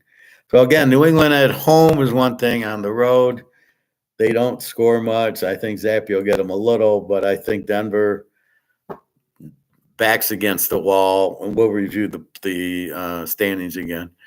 Denver over. Well, that's a good question. I would think, let me check injuries. I would think Denver first and the over because it's such a low over, but let me check injuries. So I think Denver right now, they have to win. Kansas City 10, 41.5 to Oakland. Oakland, a 20 defense, KC, a very strong defensive team. They are not the over team they've been the last 5 years. They are now they're a B team, the very strong defense, 18 defense. Oakland and under, KC must win. They got to win to win the division. I don't know if they're still after the 1 seed, but maybe because Baltimore loses to the Niners, KC picks up a game. That definitely beat Oakland. It's O'Connell against Mahomes. There is a Oakland trend on the game. KC, again, they lay 10, and it really – so a lot of the times they win by 7 and they don't cover. And here's a time where they're laying 4 and you get 16 in Oakland. I just think KC just doesn't score. Now, KC needs the game, but they do have the 2-game lead on Denver thanks to Denver losing. Oakland is out of it. They're one of the 5-win teams, I think. I just think it's low scoring. 41.5, I think, is too much in a KC Oakland game. The first thing I saw was go under on the game. So I like this game under because KC doesn't score and they got a good defense, and Oakland couldn't score with O'Connell. They're not going to light up Kansas City. The 10 points, I don't know if I want with that. Do I want to lay 4 points with the team that doesn't score? I'm not buying Oakland's coach knows what he's doing. Hey, Luke. Anything new up with the gold market? We're waiting for the Russians. Well, we know the COMEX is BS. That's the point of it, Luke. It's paper. They're trying to keep the price down so you don't buy gold and silver and you stay in paper. And it's the Fed, and the rest of the world's laughing, and all the central banks are trying to get out of the dollar and try to get into gold. And as they keep buying gold, you're going to run out because it's pretty limited, actually, at 250,000 tons. It's actually pretty limited because the central banks and the banks buy tons. They don't. Me and you go buy 5 ounces, 2 ounces. They're buying bars. So it's not going to be much longer, but we're in the process. If you're on the Titanic and it hit the iceberg, it didn't sink right away. It took a while to sink, and that's what's happening with the dollar.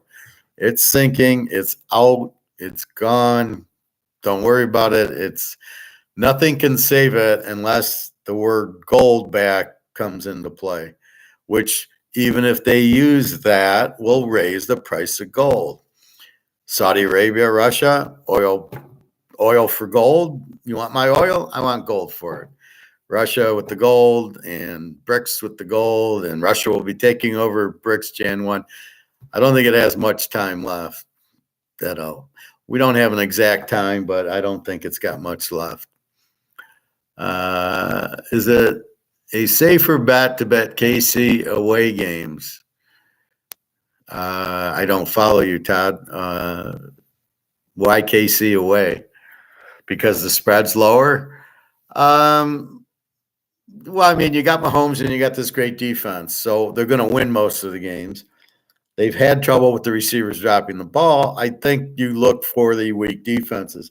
Last week, I liked it because New England was a 27 defense, and you notice KC scored 27 points. That's what I'm looking for in a KC where Mahomes can be good, and then their defense just shuts you down. They won 27-17. Now, they were playing a Z team. Here they got an under team in Oakland who gives up 20 a game, who doesn't score. Jones is questionable, and KC's running back, Pacheco's questionable, which I don't care. We got chocolatey clear. So I don't like the 10-point favorite because Oakland's playing well. You know, you got the guy on defense, whatever his name is. I think it's a defense. I think it's an under game because KC's really an under team. They have a great defense. They're an 18 defense. So I think, why do I like the Jets under most of the time? Because of their defense and they have no offense. They're the Iowa of pro football, the Jets, right? No quarterback, no offense, and a great defense. That's what Kansas City is. They have no offense and a great defense. They got Mahomes, but who does he throw to? And then Kelsey gets a little bit, and they're struggling to score. And they run the ball a lot because the receivers suck, and it tends to play an Army-Navy game. So in this game with Oakland, I don't think Oakland's going to score, and I don't think KC's going to score too much either. I mean, I like the under. As soon as I saw the matchup, I didn't even care what the total was. I liked the under, and then I saw 41.5. I said, okay, thank you. I think that's probably one of the best plays on the board is this KC And then the Dallas Miami, if Tyreek Hill plays that over, will be a killer. Luke, Bobby Boca. Bobby's not here. Bobby's missing. What for dinner tonight? Well, if you're asking me, I had Chinese. Big day for me. I got my brakes changed.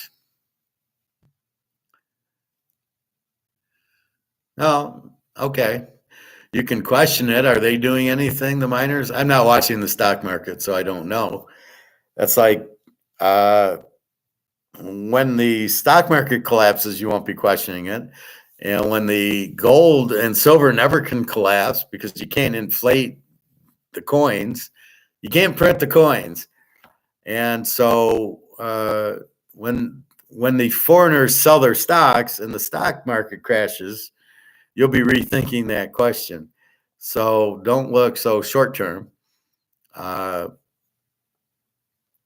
What's your risk in holding the coins? Zero, none.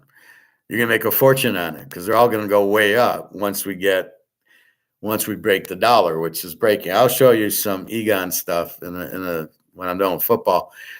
But Egon says it point blank: the dollar, it's over, it's dead. The whole system's done, and everybody's buying gold. So the central banks are all buying gold. The central banks are buying gold. What do you think is going to happen to the price? Now, yes, that should raise the stocks. I agree with you, but because of all the rest of the world dumping their dollars, they're going to sell their stock. And they're going to sell every stock. They're not going to hold on to the gold stocks. They should, but I think it's just a mass selling, and I think the market drops down to nothing. Right now, they're supporting it by printing money to make it say, look how good our economy is. Aren't we doing a wonderful job? Inflation's 2%, which it isn't, and gold's down, and look at the market's up. That's what's going on. It's all Madoff. You're being Madoff, basically. So you can question it. It's a good question. It's very stoic that you're thinking that. I appreciate that. I mean, you can sell, if you want to sell some gold and buy the miners back, be my guest. I think it's I don't have any stocks. So you can either play it the way I'm playing it, or if you feel more comfortable buying 100 shares of Newmont Mining, go right ahead. All I'm saying is the stock market's going to collapse because the foreigners who hold US dollars are going to dump. And when they dump everything. And then you can pick up the miners. I would suggest buying those cheaper after the crash. Then why do you want to hold a stock? What are these at? Well, give me a couple of prices of your, what's the stock and what's the price that you're worried about? Let me get back to football. So KC10, I don't buy it, but 41.5, I love it. That's the star performer, KC Oakland under. The Giants and the Eagles 11.5, 42.5. The veto against Hurts. The Z team and the Giants give up 24. Philly's an over team. They score, they give up 25. 11.5, 42.5. So the question you had, I think it was 44. Well, it was 47. Let me see. Is this implied by weather? Let's see.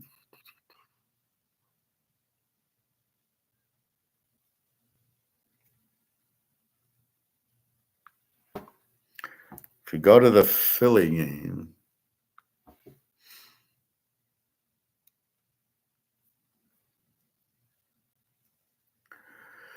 Philly and the Giants, everybody's healthy, and 8% chance of rain and a 7-mile-an-hour wind. Philly is 11.5, 42.5. No, I don't. There's no weather to bother it.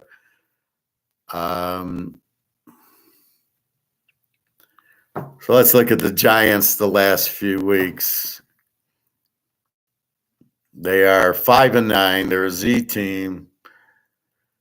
They lost 24-6 to New Orleans. They beat Green Bay on that home game because Green Bay had their head up their asses. They beat New England 10-7. Washington 31-19 somehow. Dallas killed them. Oakland killed them. The JETSs beat them. They beat Washington again. Now, here's what was strange. They lost the Buffalo 14-9, Miami 31-16, which I think was in Jacksonville. And then, and maybe not. Buffalo was in Jacksonville. They lost to Seattle 24-3, the Niners 30-12, Dallas 40-0. So they got spanked by Dallas pretty hard twice. Miami spanked them. Seattle spanked them. Frisco spanked them. They did good against Green Bay. They didn't score against New England, New Orleans. So this is a team without an identity. Now, DeVito's been there the last 3 or 4 weeks. So with DeVito, did he play against Washington? Yes, he was 18 of 26, 3 touchdowns. So he plays against Washington. They scored 31. New England, 10-7, 24 on Green Bay, 6 on New Orleans.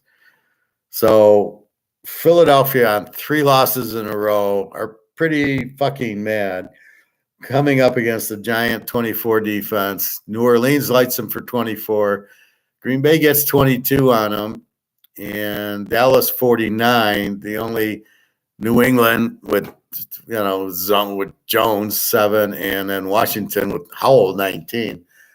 So look for Philly to be in the 40s here with their offense. They got a big offense. They got a 35 points. The Giants might not score much, a little bit. I think this is an over because it's a 42. I go 36, and I bet you Philadelphia gets me 36. They're going to be so pissed off. They've lost 3 in a row. They are now, they're trailing Dallas, I think, by a game. The Niners lost 3 in a row. KC lost 2 or 3 in a row. Buffalo lost 2 or 3 in a row. It's their turn. It's the hard schedule, right? Who did they lose to last week? What was it? Philly. All right, Seattle 20-17. Okay. But at home against the Giants, they're gonna go nuts. You want to get crazy? Let's get crazy. They're gonna get crazy. I think they go over 36 by halftime. I mean, they're gonna just crush the Giants. They don't have a defense to stop them. The 11.5 scares you because they don't have a defense, but we got Danny DeVito. So Danny gets 10 points. Philly gets 40. It's a 50. You got 36. I think that's go over with Philly. I'll read my comments in 1 minute. Last but not least, the Niners, 5.5, 46.5 to Baltimore. A 16 defense against the 17, both A's. Lamar and Purdy. Strong trend for Frisco at home.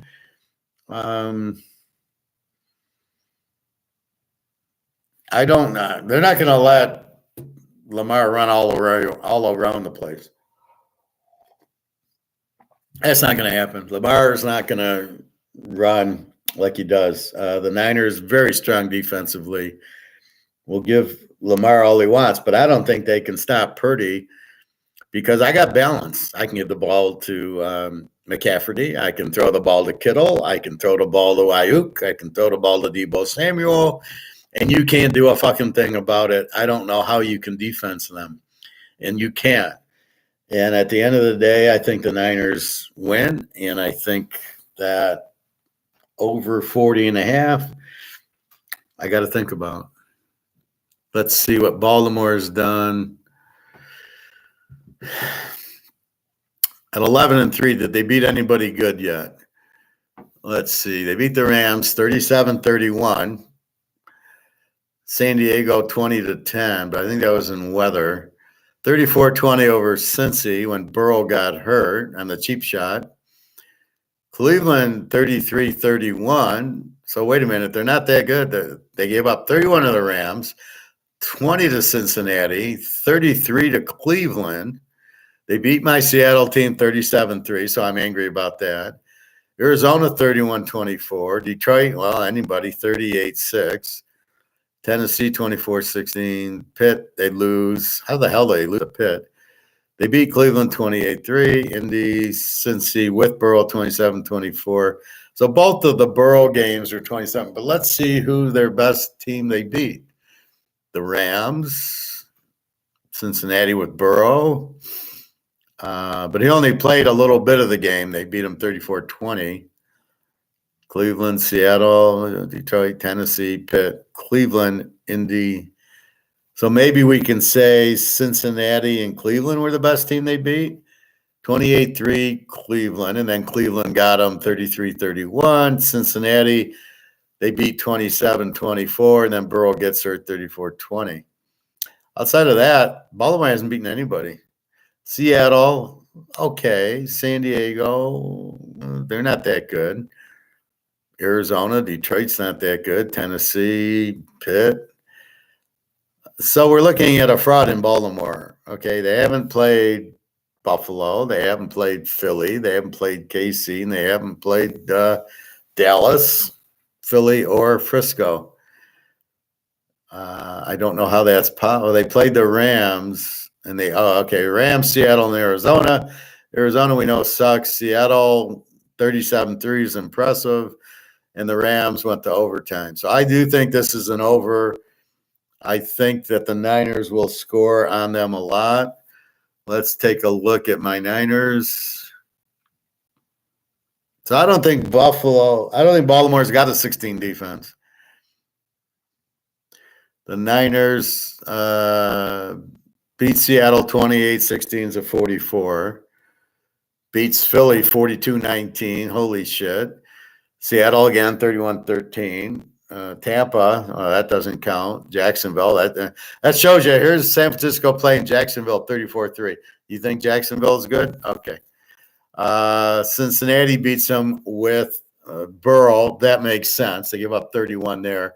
22 to Minnesota. We have no idea. And Cleveland beats them on a missed field goal and a very wet, rainy day in Cleveland. They killed Dallas 42-10. So the Cleveland game is right after the Dallas. So they're flat anyway, and then they missed the field goal. I hope they got rid of the kicker. Arizona, the Giants, the Rams, and Pitt. So the Niners killed Dallas 42-10, killed Philly 42-19, killed Seattle 28-16, and the last four games 45-28, 42-31, 27-34. We go to the last six games, they're averaging 30. So go over. Yes, Todd, I like the over in this game very, very much. I also think the Niners win very, very easily over Lamar, and I'll give Lamar 3 interceptions because he's not a good quarterback. Okay, Bobby Bo's entered the arena. There we go, Bobby Bo. Waiting for the Undertaker music, were you? Okay, Luke's. So we got to go back to Luke. I'm questioning selling of my gold and silver miners for bullion. Like he did something wrong. I know the miners are so cheap right now. I like the junior miners. They have the most upside percent with the rise in gold silver price increasing. They can go 10 times versus the gold silver price. Aha, in paper, not physical. Doug Casey is a good example of making money with the mining companies. Same with Tavia Costa. Watch him. Good morning or good afternoon, Bobby Bo. Luke's crying about his stocks that he sold, but he's got gold. What's for dinner? I had General Chow. I didn't go Saturday. I had to go get my brakes done. So let me tell you my brake story real quick. So I'll go get my oil changed at the Toyota dealership. And the Toyota dealership does my oil change for free because I give the guy football picks. I trade him a week of Teaserking for my oil change. During the oil change, they do an inspection of my car. Oh, you need brakes. $600 for front, which needs rotors, and $600 for the back, which needs rotors. Roughly $630, so it's $1,270. The guy quotes me. So I go to the sales manager. Can you do something? I mean, this is expensive for brakes. No, I got to pay for the overhead. Oh, really? So you don't understand any of the economics I tell you. You have to be competitive with the market, but you throw that all out. You don't listen to me. I'm not going to talk to that sales manager again. I told him to buy gold. He doesn't buy it. One of his suppliers every night or every Friday runs and buys gold. And then he uses the gold to pay payroll. And then his wife knows the owner. And then after hearing that, the wife goes and buys gold with them. And I said, but so what I said didn't matter to you? Well, we weren't comfortable with that. Oh, so you think I'm lying to you? Oh, but I own a lot of gold and silver. So if I do it, it doesn't matter. But if some idiot who runs a tool and die shop or whatever sells air filters, if he does it, then you run and do it, but not because I tell you. So I'm really offended by that. I don't like hearing that shit because you're really being disrespectful and you're not being stoic to me. So I don't like that. And then, so anyway, so I call up I got a Russian mechanic, the most honest guy and fair price guy you'll ever meet. If you take your car in there, he tells me, okay, you're here for brakes. I said, yeah. He says, so he takes a look. He doesn't even open them up. He just looks from the outside and he goes, you need the back rotors and you need pads on the front and back. You don't need front rotors. Okay. Comes back $415. That was it for the 2 rotors on the back and the 4 pads. It took him probably an hour to do it. That's it. $400. I was doing somersaults because I'm thinking, well, 1,200 is a little high because it's a dealership, but maybe I brought 700 with me. He's Russian. He only deals in cash. Although I was tempted to bring a quarter ounce of gold to pay for it, but I said, okay. So I gave him 500. I said, just give me back 50. So I gave him like a $30 tip. And I'm doing handstands, like, thank you, 400. And here I'm expecting 1,200. What the fuck? Now I can go buy some silver with the money I just saved. So that was my day. And then I'm driving by where it was near the Chinese restaurant. So I said, fuck it. And I drove and then I got off the highway and I got the General Chow for lunch. But I got the lunch portion. Wasn't that hungry, but it was a nice to get my Chinese. So I get that, then I go to the pool, and that's why I'm on so late. So here you go. Look at the fucking Toyota dealer, man. They fucked you. $1,200 for. They wanted $600 for the front and rotors and $600 for the back and rotors. I got the back rotors pads and the front pads for $400. What are they fucking doing at Toyota? So. Then I just saved $800. I'm like, wow. So anyway, that was my morning. Now I got my brakes. I just got the oil change. I got tires. I'm all set. Now back to Lucas with his silver stocks. So what Luke, let me read this all. I am here eating some good pasties or pastries. You've never heard of Pastelies? It's a tradition for us here. I don't know what you're talking about, Bobby Bo. You drinking already? Yeah, Tuesday Eagles been flat out embarrassing themselves, getting exposed big time. Like, well, when you go to Matt Patricia as your defensive coordinator, you got big problems. If your defensive coordinator was worse than Matt Patricia, you got big problems. Again, a team without a defense is terrible. I got some dark chocolate here. It says 72% cocoa bars. You want over 80, Bobby. So I know there's, I usually get the 92 or the 86. They all taste fine. You're there for the health. 72 is a little bit low. You could probably get away with it this time, but try to get 80 and above.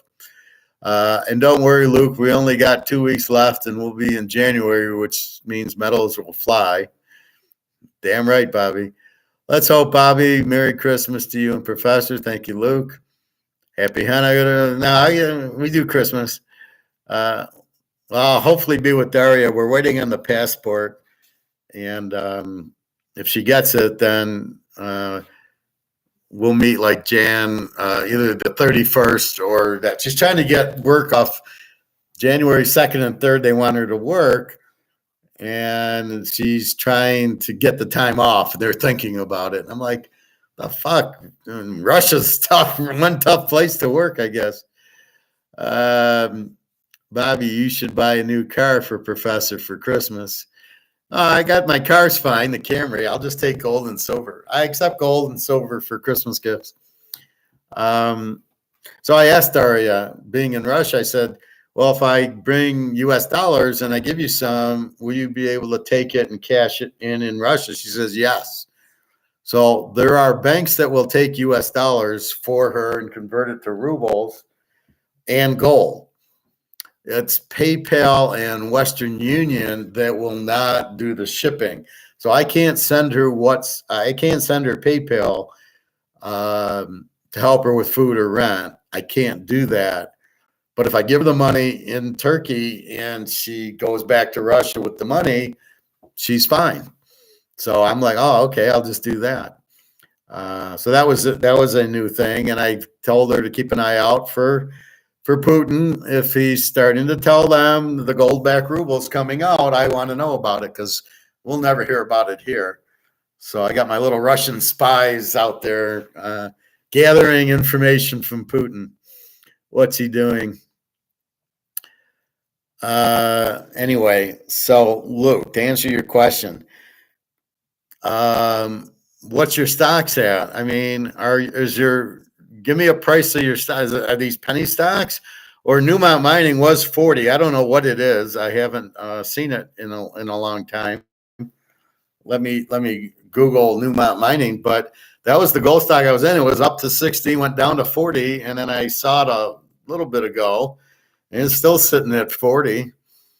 Let's see.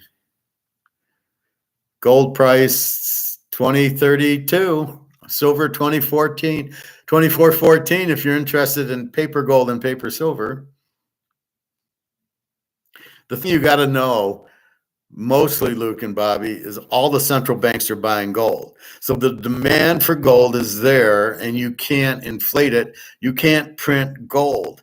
You can do the derivative bullshit, which is printing paper gold, which we know, but we're not interested in paper gold. We're interested in physical, which there isn't a price for yet.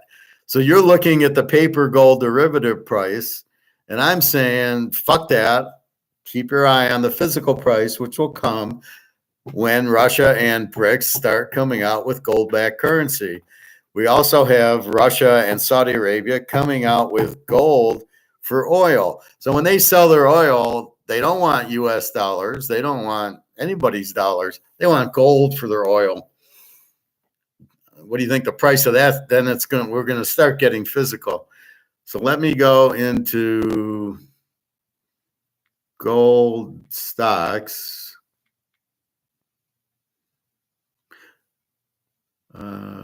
Gold stock price today. Barrick Gold, 1777, way down.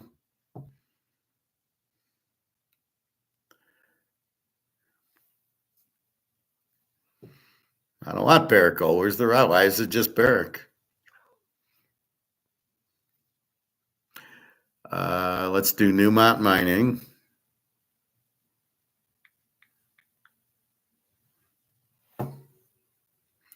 So Newmont Mining is here. So where in God's name are you seeing that it's good to have? At what point are you saying, "Oh, that's good"? It went from 42. All right, let's do a 6 month chart. In 6 months, the most it's been is 45, and now it's at 41. It's at 41. What drug are you on that you are worried about this? Give me your silver. What's your silver stock? Barrick Gold, 1777. It was in the 40s. Kinross Gold, $6. Gold Fields, $15. The Dow is 37,000, which is total bullshit. See, but look, everybody's in Apple, 194. That's the only stock listed. So give me a silver stock.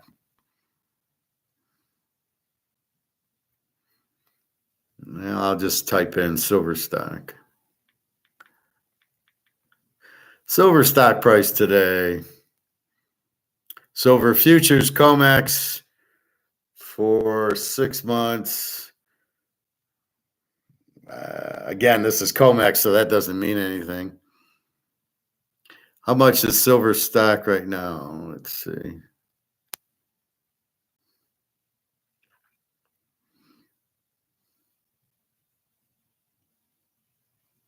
See, I keep getting COMEX, but I don't really know silver stocks. I always bought gold stocks. AG. All right, let's look at AG.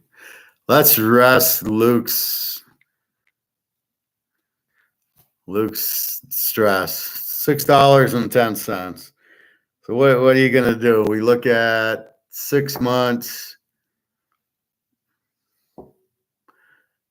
I don't know what you're talking about, Luke. It was $7 in August, and it's $6.10 now. What are you missing? I don't get. So you think when silver goes up, then this is going to go to 20?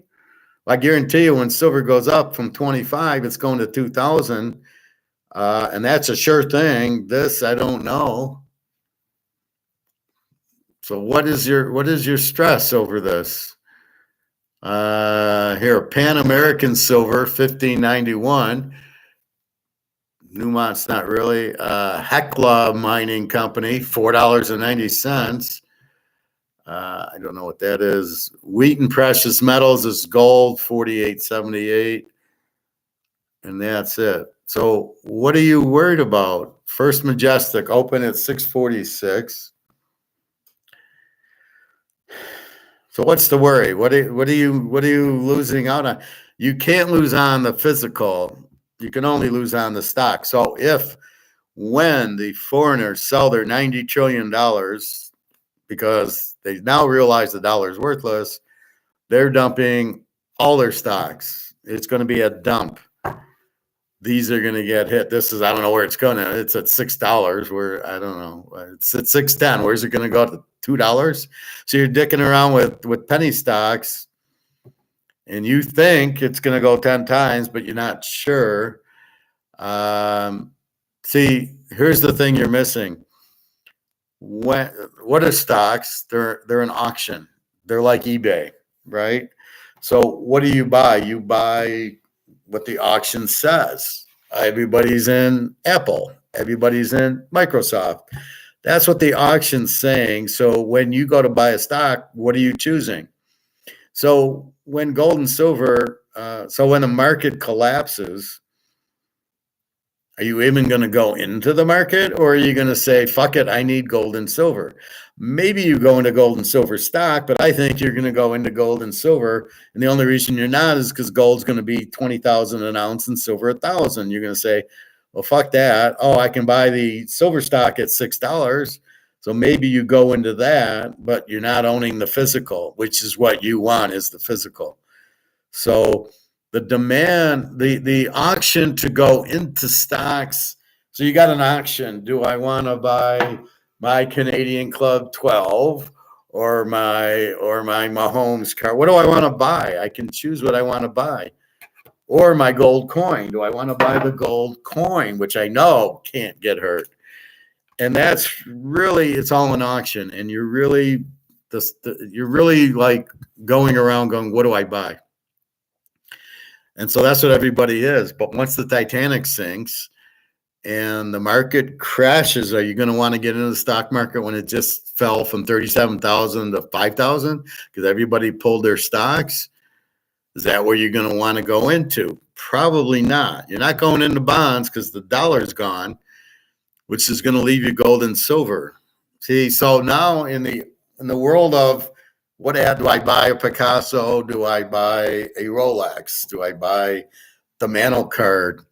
Or, of course, the the Bobby Bokar? Do I buy this? I mean, what am I buying? I have choices.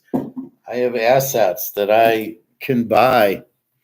And that's really, are you going to want to be in stocks? If the stock market just gets crushed, are you going to jump into the gold and silver stocks? Or are you going to go, fuck that, I'm buying my coins? And since you already own the coins, you're going to make a fortune on those.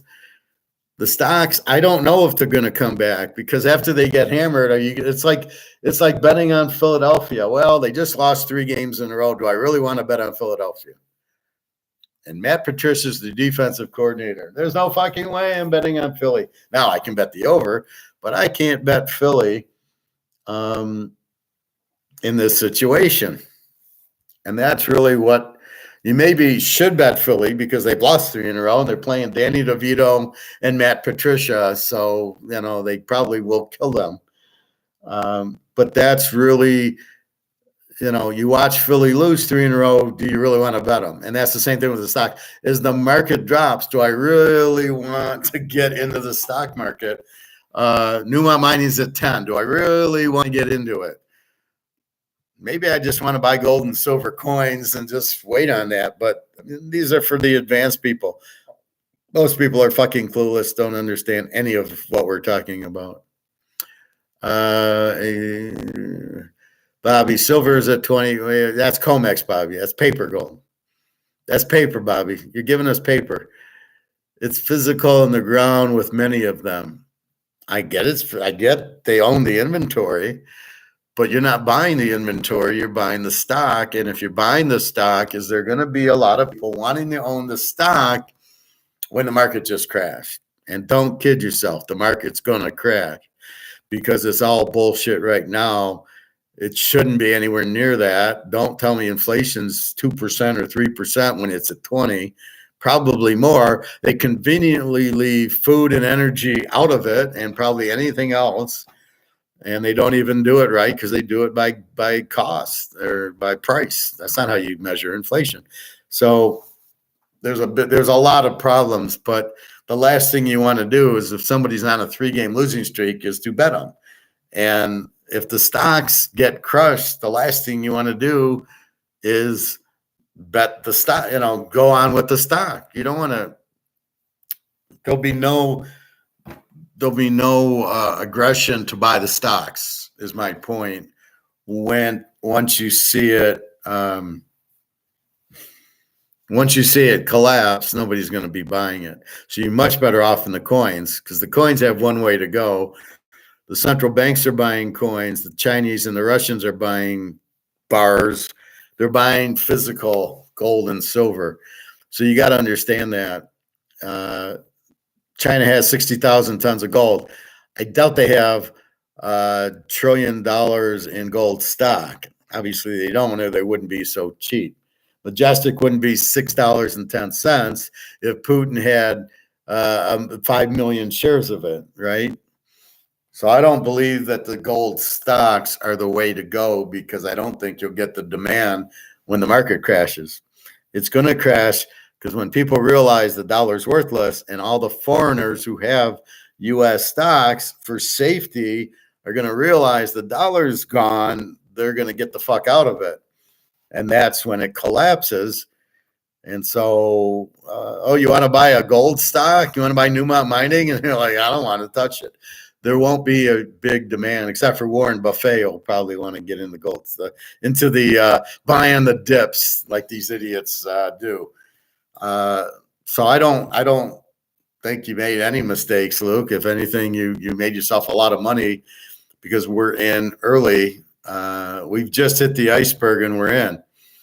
The last thing you want to do is buy the gold stock when everybody realizes what's going on and everybody's making this mass exodus off the Titanic to the lifeboats, and they're landing on each other because they don't know what the fuck they're doing. So that's when you don't want, nobody's running to the stock market at that point.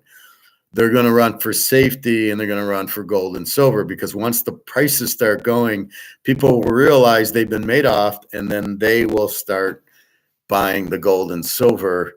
not the stock. So I don't see them bouncing because I don't see the demand.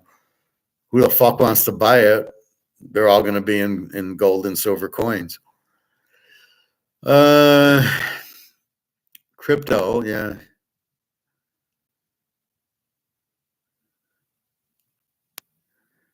JK, I don't know what that is. Yeah, I talked about crypto the other day. It's just digital currency. So I'm at the car dealer. I'm at the Russian mechanics, and there's a guy in there, and we're waiting for our cars. So I give him a quick economics lessons. It blows his mind. He says, what is Bitcoin? I says, it's a digital currency. What is a digital currency? And I'm like, go watch my class from 2 days ago when I walked through it. Basically, I says, this is just bullshit. It's a Ponzi scheme. There really is no way of saying why the price is what it is. Is 21 million right, or are they going to make 42 million? Can you actually believe there's 21 million? And what if you get another kid who closes the exchange or steals from everybody, and then there's nothing in there, and you don't have anything? Oh, that can't happen. Well, it just did, right? So again, it's not money because it's not. Everybody doesn't like it. It's got to be accepted, and it's not. Right? I could not pay my mechanic 450 Bitcoins or whatever $450 is in Bitcoin. I couldn't pay him. I bet I could have gave him a quarter ounce of gold at $600, and I bet he would have taken that. I would have. I mean, people trust gold. It's in their hands. They don't trust Bitcoin because it's not, nobody knows what it is. It's not in your hand. And digital, he brings up paperless. I go, you can never have a paperless economy. You have to have, I said, right now we have an electronic economy where your debit and credit card are electric. They're not digital, they're electric. So the money's there in the debit card, the money's in your checking account. Now you can go get $1,000. I got money in my safe like this, right? My safe has this in it, and my gold and my silver and my Mantle card. But that's the point. You can never get away from paper gold or paper money. And then it's just impossible because you need, what if you want to have it? You can't just have it on a card, even though your paycheck comes in that way. And then but if I'm traveling and I want to take $1,000 because I don't know the ATMs are going to work or what's going to happen, you do need money. Taxi cab drivers in Portugal, they don't take credit cards. I'm sure the girls in Amsterdam are not taking credit cards. If you want to visit them, they're going to want euros, right? So I don't see how you get away from paper or why you would. But so I explained to him, he doesn't have any gold, and I basically now he's going to run and buy gold. He's got 300,000 in the bank. And then I explained to him, well, it's all inflated. It's as they print. So I said to him, they're printing the money to zero because they keep printing it. So you're 300,000 in the bank, you really have nothing, right? Maybe you got 200,000 now on its way to zero. I said, but if you take your money and buy gold and silver with it, you can't lose because they can't print it because it's gold and silver. You can't print gold and silver. You can make only as much as you have, but you can't inflate it. You can't print 1 million tons of it because there isn't 1 million tons to print. So that's why you'll never lose its value, but your dollar is losing your value. And I said, we're at a car place. I said, just think of an old Mercedes. It's 90,000 when you buy it, and it's now worth 3,000 or 4,000 on its way to zero. So he got that. He says, well, how do I buy it? I says, take your money and go to 5 Mile and Haggerty, where I go, and tell the guy you want to give him 100,000 and you want 50 ounces of gold. That's all you got to do. And then buy a safe and throw it in there. So he's going to do that. And I felt good that I saved somebody's life because I don't know how people are going to live with themselves if they think they have a $300,000 retirement and it turns into zero. There's going to be a lot of suicides. I'll tell you that. And it's really sad. And it's because nobody's telling him. He says, I've never heard about you before. I've never heard of this Austrian economics or gold. Nobody, I've never heard of it. And that's the problem that we're running into at class. I'm telling you, you don't hear about it from anybody else. Probably you tell your family, they look at you from Mars, have them watch, but see, they don't hear about this, so they don't. But I don't like that they don't trust you. Like they don't think you're gonna. You go and buy silver and gold, and you show them like what do they think? You're out of your mind? They don't get 2 and 2 is 4. That's what I don't understand. Let's see, where were we at? Bobby, how's the inventory at your coin store these days? I haven't been there in a little bit. I was going to go today, but I was at the thing and I went to lunch, so maybe I'll go tomorrow. Saving $800 on my breaks, I thought to my mind immediately goes, I could have bought a quarter. I can buy a quarter ounce of gold with what I just saved. Let's see. Well, it's a Madoff game, but this is how we beat them. We beat them by buying the gold they don't want us to buy. So if you don't want me to buy gold because you're Madoffing me, then how do I win? I go and buy the gold and silver that you don't want me to buy. I understand the game, which now you understand the game. That's how we beat the bastards. So I'll probably go to the coin store in the next day or two. I got to buy myself a Christmas present anyway. I keep bitching at Jenna. So we're in Germany and we go shopping and she buys this $100 perfume. And I go, Merry Christmas. Then she buys some stuff for her kids. Merry Christmas. At the end, I go, how come you're not buying me? And how come you're not getting me a Christmas gift? And, oh, I don't have money. I says, well, you're not going to pay anyway. You didn't pay a nickel for all these gifts we just bought. Why don't you just say here and then I pay for it? And it really bothered me. It's like, what the fuck? Why don't you get me a Christmas gift? We're here for Christmas and you're not getting me a Christmas gift. I says, I was kind of pissed. Luke, Amara stock blockchain miner is leveraged to the price of Bitcoin, up 10% the last 3 days in a row. Same will happen with the gold silver miners when it rolls. I think I was pretty clear on why it won't. But I don't know why would you be in a blockchain miner for? Good God. You can't print Bitcoin either. Oh, I disagree with that. Then why did the guy scam everybody if he couldn't print it? That's exactly what he did. He printed it. Do you know there's 21 million ounces or 21 million cryptos? And do you know that they can double it and make it 42 million? Do you know that? No, you have no idea. I know you can't print gold because I can see it. You got to measure it and you weigh it and you can use a magnet on it. So I know gold's gold. You have no idea how much Bitcoin it is. You're just going off of some guy saying there's 21 million. Like that's, okay, you can take your 21 million Bitcoin and I can take my 50 count Mahomes card. What's more limited?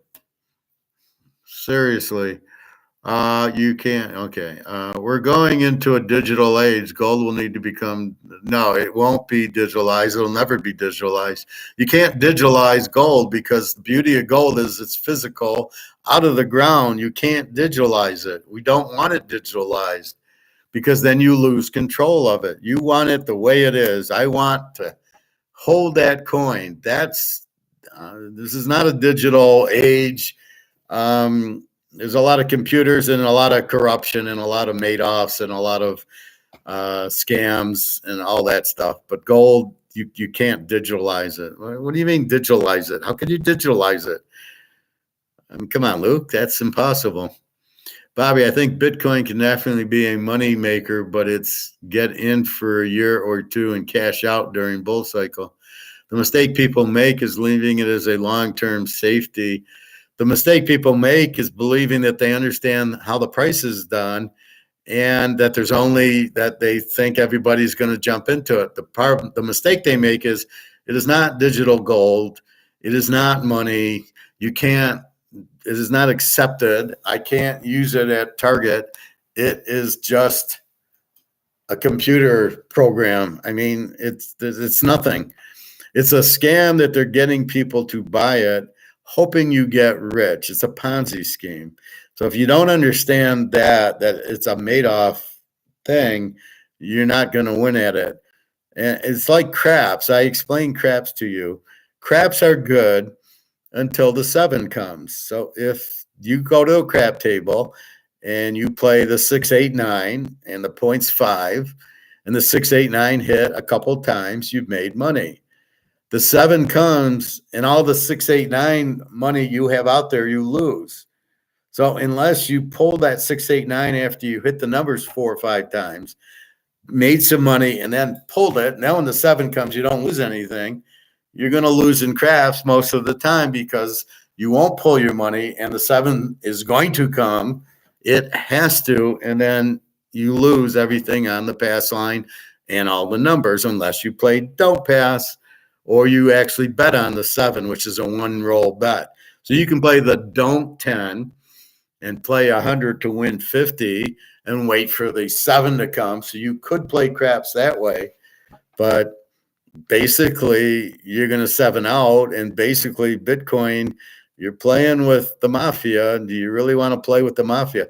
It's bad enough for playing paper gold, but okay, the Russians are going to save us and they're going to kill it, and then it'll be a physical gold price. But Bitcoin is nothing. There is nothing. You don't own anything. It's just bullshit. It's Madoff. So yes, I know you don't want to hear it. I think you guys, I'm going to make money at it. Bullshit. You might make money if you get in and get out, as Bobby said, as if it was a poker game. I'm in it 20,000. It's at 22,000. I sell it. Get out. As I played the gold stocks, right? I'd buy 1,000 shares of Newmont at $50 a share, so $50,000. It went up. It went from 41.20 to 41.70, and I got out of it. And I made 50 cents on 1,000 shares. I made $500, and I did that every day. And you can see it at the 10 o'clock drop. You can see it going up. You buy it, and then when it starts to cross and starts dropping, you sell it. And then you just do that every day. And that's actually taking advantage of the Madoff, because you know the gold price at 10 o'clock is going to drop. 99 out of 100 days it does. Today, it actually, I don't think it did. Today,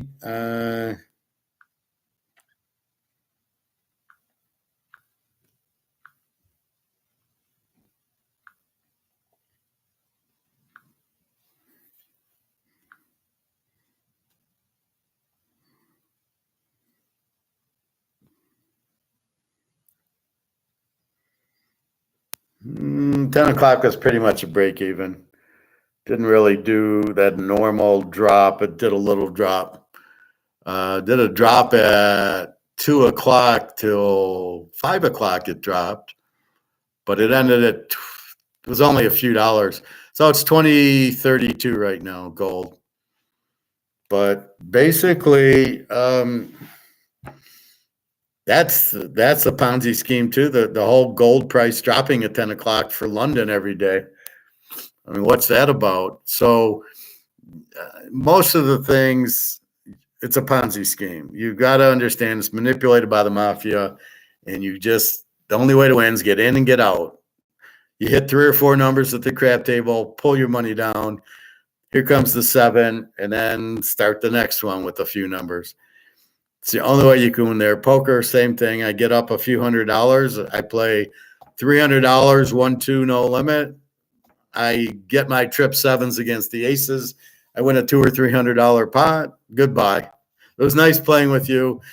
Goodbye. Because I get aces. You hit your trips. I'm fucked anyway. So I don't stay around. You can't stay. When I bought the gold stock, it was for a day or two. It was in at 10:30 and out by 4, and waited for the 10:30 the next day. It's the only way you can win with this bullshit. It's all fixed. Bobby, you thinking is on point, Bobby Bo. Digitalization in the blockchain, which can't be fudged. Trust me, I like gold, silver, physical, but the world will be trading physical soon on the blockchain. No, they won't. No, you can't trade physical on the blockchain. You can only, if I got it in my, if I go to the store and I buy it and I have it in my hand, how the hell is it on a blockchain? No, you can't digitalize gold. How can you? How can you? What are you gonna do with my coins and Bobby's silver and your silver? What are you gonna do with that? How do you put it on a blockchain? I mean, what I put, professor number one on mine, and I go through all my gold. And why would I want it on a blockchain? I don't want anybody to know I have it. That would be the stupidest thing, would be to put it on a blockchain. It's in a safe, not in a blockchain. I don't want it in a blockchain. As I said, the Bitcoin is a payment system, right? It's to pay for things. The problem is nobody accepts it. So I can't go pay for my brakes today with Bitcoin unless the owner took it. He doesn't even take credit cards. He doesn't take credit or debit. It's cash only. I'm not even sure I could have given him a quarter ounce of gold, but possibly far quicker than giving him Bitcoin. He's Russian. He wouldn't have taken Bitcoin. He knows it's money laundering. So I don't think you're quite understanding the blockchain, the Bitcoin and everything is not practical for, my Canadian club. How the fuck would you put this on a blockchain?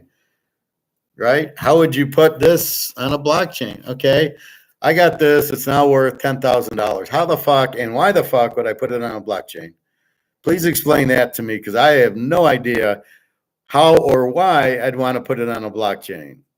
I just assume going to eBay and say, here's a Bobby Bo PSA 10 rookie card.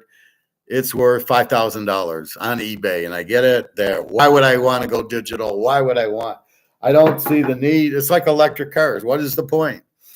I got a good car. I got brakes. I got tires. I fill it up with gas. Why do I want an electric car? I don't. Save the environment? Bullshit. Why would I want it? Right? So what am I going to do with the Bobby Bo card and the Mahomes card? Why in God's name would I want this on a blockchain? And what would be the advantage of putting these on a blockchain? Please tell me, because it makes zero sense to me. I want to hold these cards. I want this Mahomes in my hand.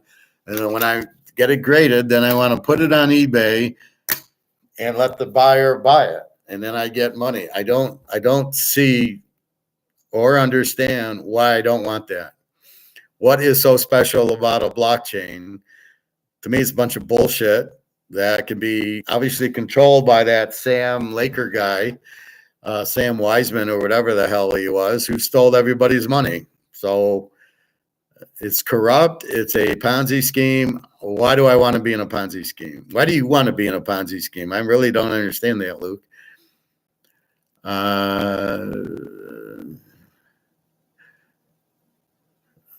I like gold, silver, physical, but the world will be trading physical soon on. No, that'll never happen. Now you're vampiring me, Luke. It makes no sense, so don't bring it in. Unless you understand what it is and how you would possibly do that, and why you would possibly do that, I can't buy it, right? And then it's just conjecture to the class that makes no sense. And then you confuse people because nobody knows what you're talking about. I don't know what a blockchain is. I don't care what a blockchain is. I have no interest in Bitcoin. It's Ponzi scheme. I have no interest in Ponzi schemes. I have interest in gold and silver because you can't fuck with them, because they are coins that I can hold in my hand and you can't print. I can never lose value on my gold, and it's about to go through the roof. They don't need a blockchain. You think Putin's sitting there with a blockchain on gold? They don't have a blockchain on dollars. It's enough with the debit and the credit card, but that's just electric. So I don't know why you want digital. I don't get why you'd want it? Just because it's new, it's good? No. So really, that doesn't make any sense. So until somebody can explain it in my class that makes sense to my students, I don't bring it in unless you can explain it. That's my only rule in this class. It is a class, and if you're going to bring that stuff in, you need to explain it to us. And you're not explaining anything, unfortunately. So again, I don't want to hear blockchain unless somebody can explain it to me and why I prefer my gold and my homes on a blockchain instead of holding it. Now, if I can have it on a blockchain and hold it, okay. But if you're asking me to give up my gold and now it's on a blockchain and it's digital, I'm going to tell you to shove it up your ass. I would never give up my gold, period.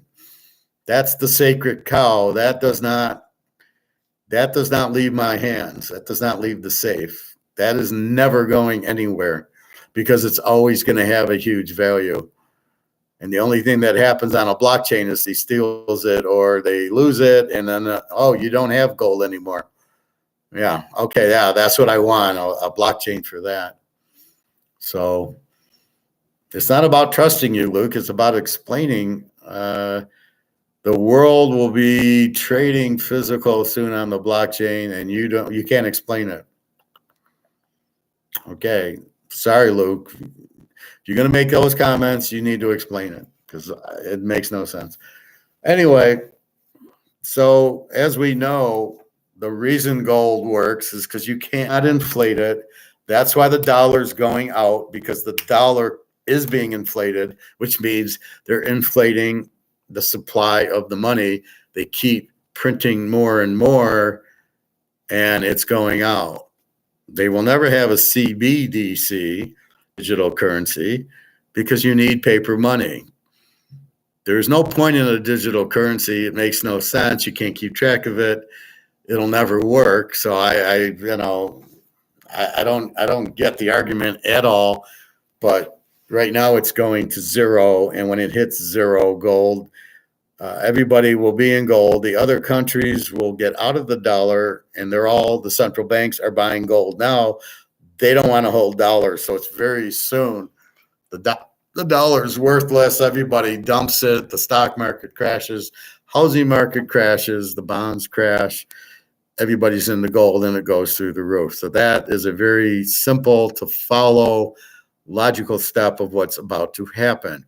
Russia and China, they don't own digital money. They own 60,000 tons of gold, and Russia owns 32,000 tons of gold. They don't have digital gold. They have gold in the ground. Egon is selling gold is storing gold in the safe. Much easier than digital and blockchain and all that shit. So there was a new Egon, but it was the same. The Egon. So we had already watched this one. This I saw yesterday, but it was as good as gold. Australia with the two bald guys with the toupees from Australia, but he's already said that. Gold will reach unthinkable heights. And, he keeps saying, well, it'll be a little bit of time, and it could be a year or two. We know it's going to be very quick. He says the stadium's almost full. So he does that stadium where it's in 50 minutes, it fills. And after 45 minutes, it's 7%. And the last 5 minutes, it goes from 7% to 100. And that's where we're at right now, is they're printing and printing and printing, and it's about to blow up. That card should be in your safe, Professor. Yeah, I know. I'll take the Mantle card out. I'll put your card in. The two goats. They call him Sam Bankrupt Fraud. Okay, so what happened? That was cryptocurrency. That was blockchain. How did he fuck everybody over? Why would you want to be in that and have Jim the Anvil Neinart fuck you over? That's my point. Why would I wouldn't trust digital. I wouldn't buy an electric car either. Just because it's changing and there's an electric car, don't fuck with the professor. I don't want anything to do with it. Speaking of vamping, where's Greg? Well, I keep saying it. I think he's getting the idea. Gregor's Playhouse, and we're talking about the weather.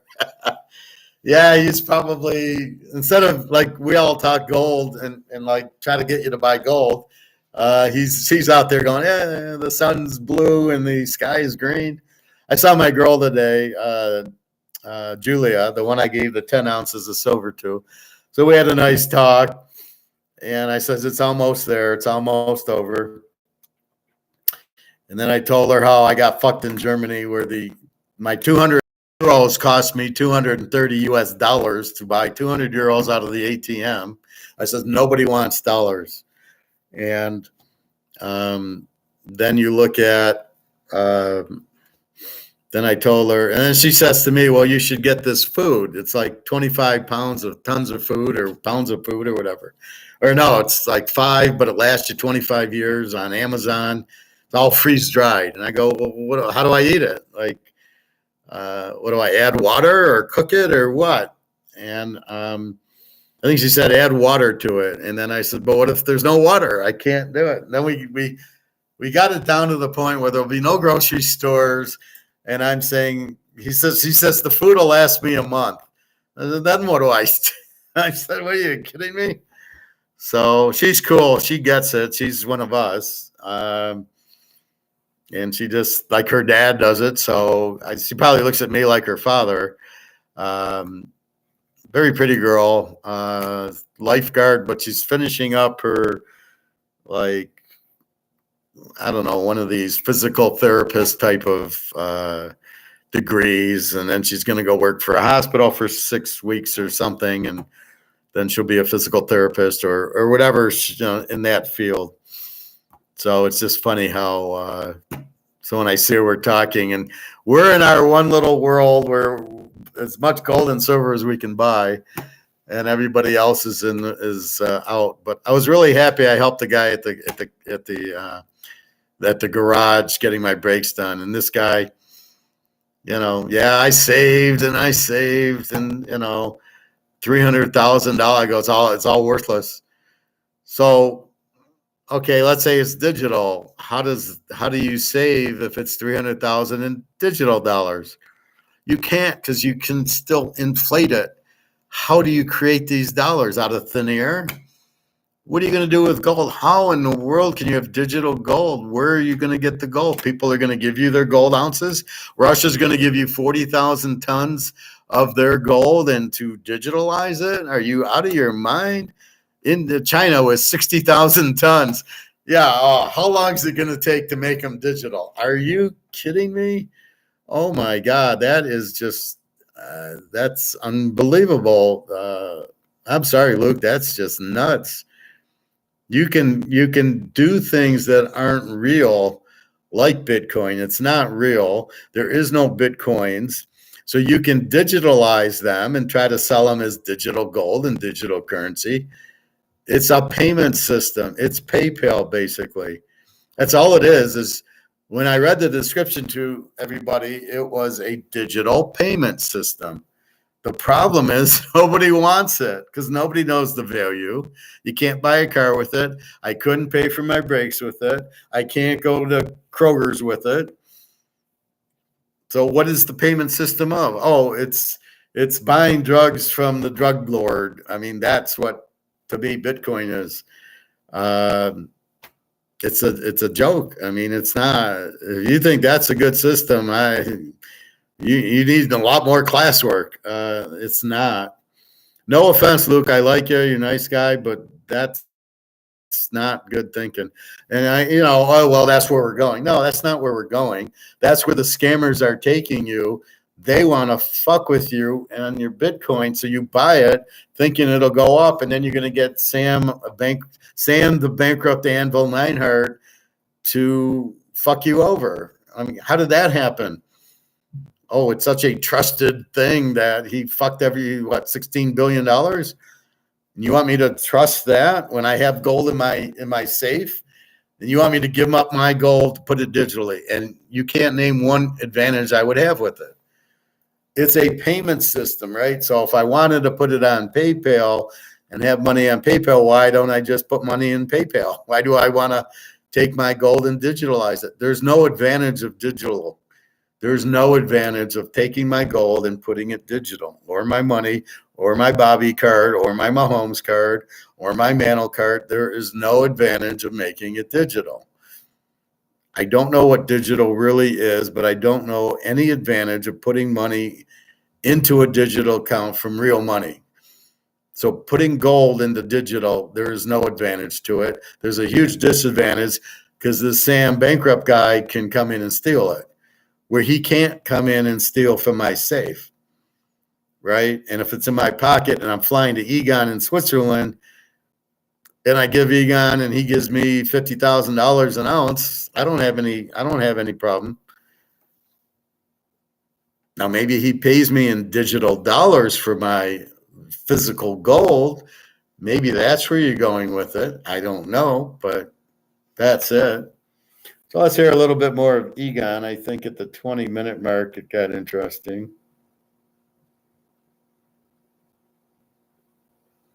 So the American dollar surely couldn't survive in that anyway. Your thoughts? No, again, as in this latest article, I showed, like I've done many times, that the dollar and all the currencies, as we know from 1971, have declined 97 to 99% in real terms, and we measure real terms in gold because the only money that's maintained is purchasing power. So, of course, the dollar will collapse.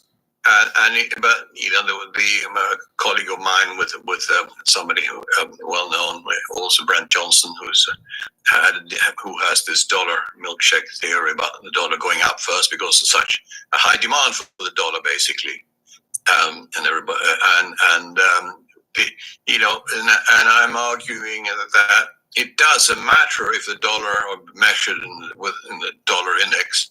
You measure the dollar against 6 other currencies, which are all worthless from the point of view that they've all declined almost just under 100% in the last 50 years. So there's no first prize for coming first to the bottom.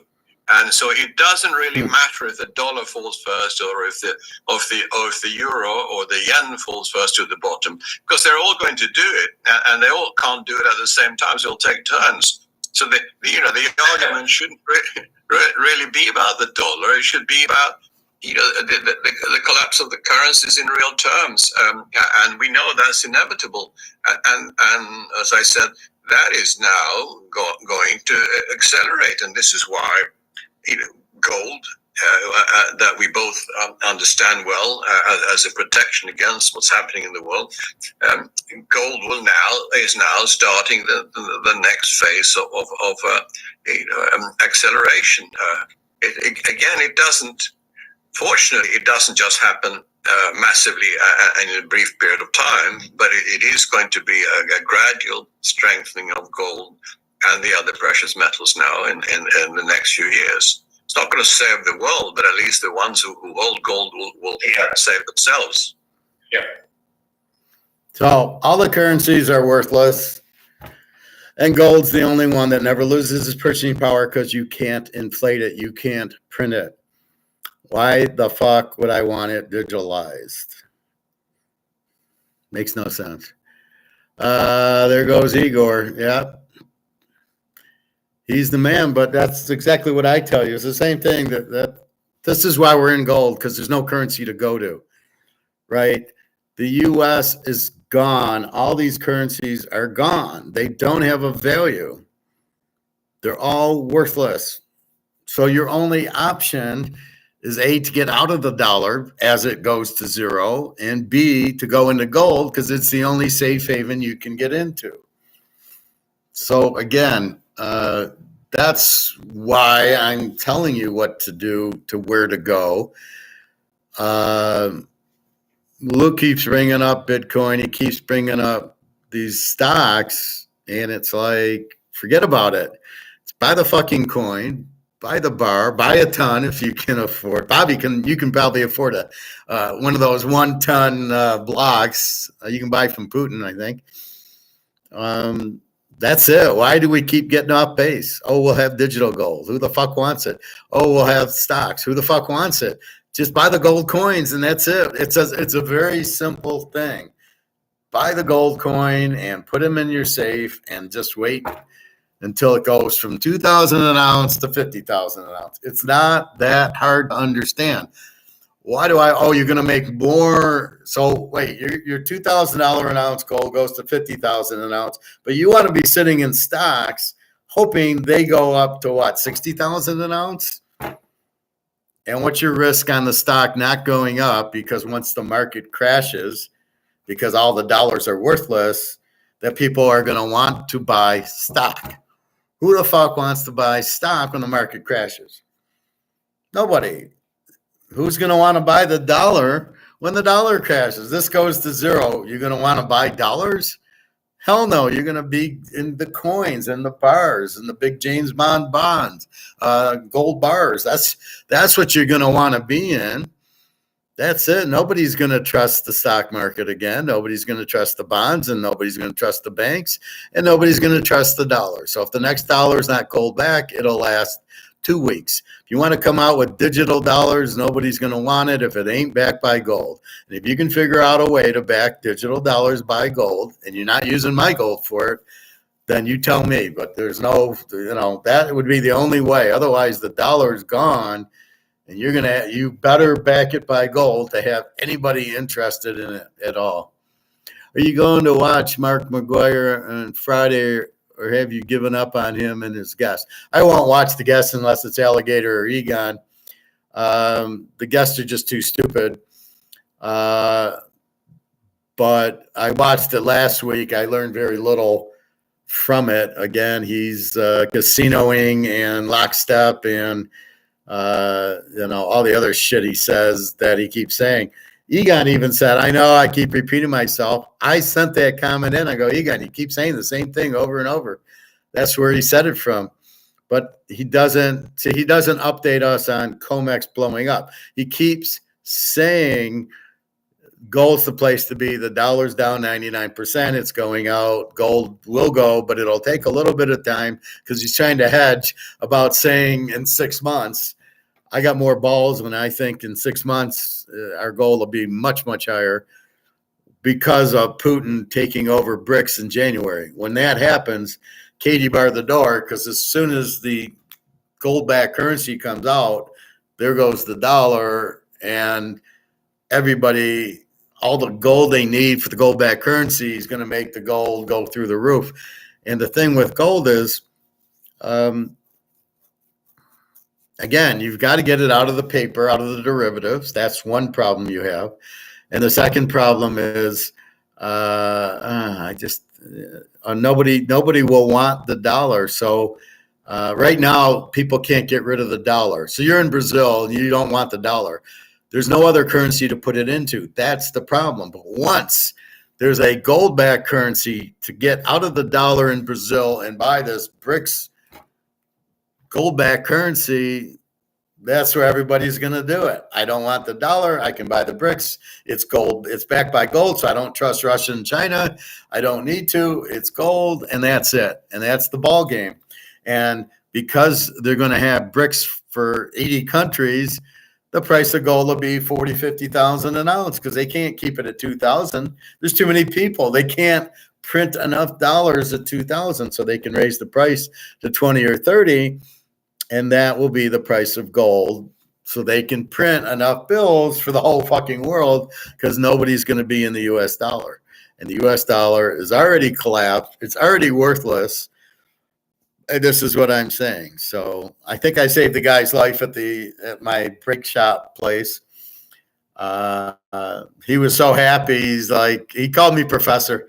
He says, "What's your name?" And I said, "Just call me Professor." And he was going to the bank to get his money and going to buy gold. Like, he was like, "How do I do it? How do I do it?" I said, "Just go take $100,000 and go to this gold store. Go to the store and say you want 100,000 of gold. And if they don't have it, they will order it for you."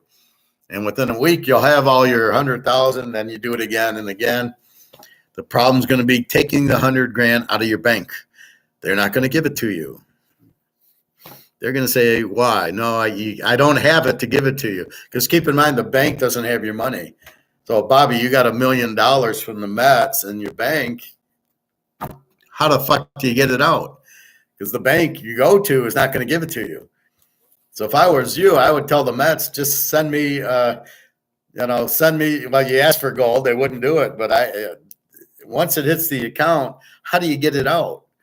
How are you able to then go say, I want to buy gold? And are you having trouble doing that? That's the problem with the big money.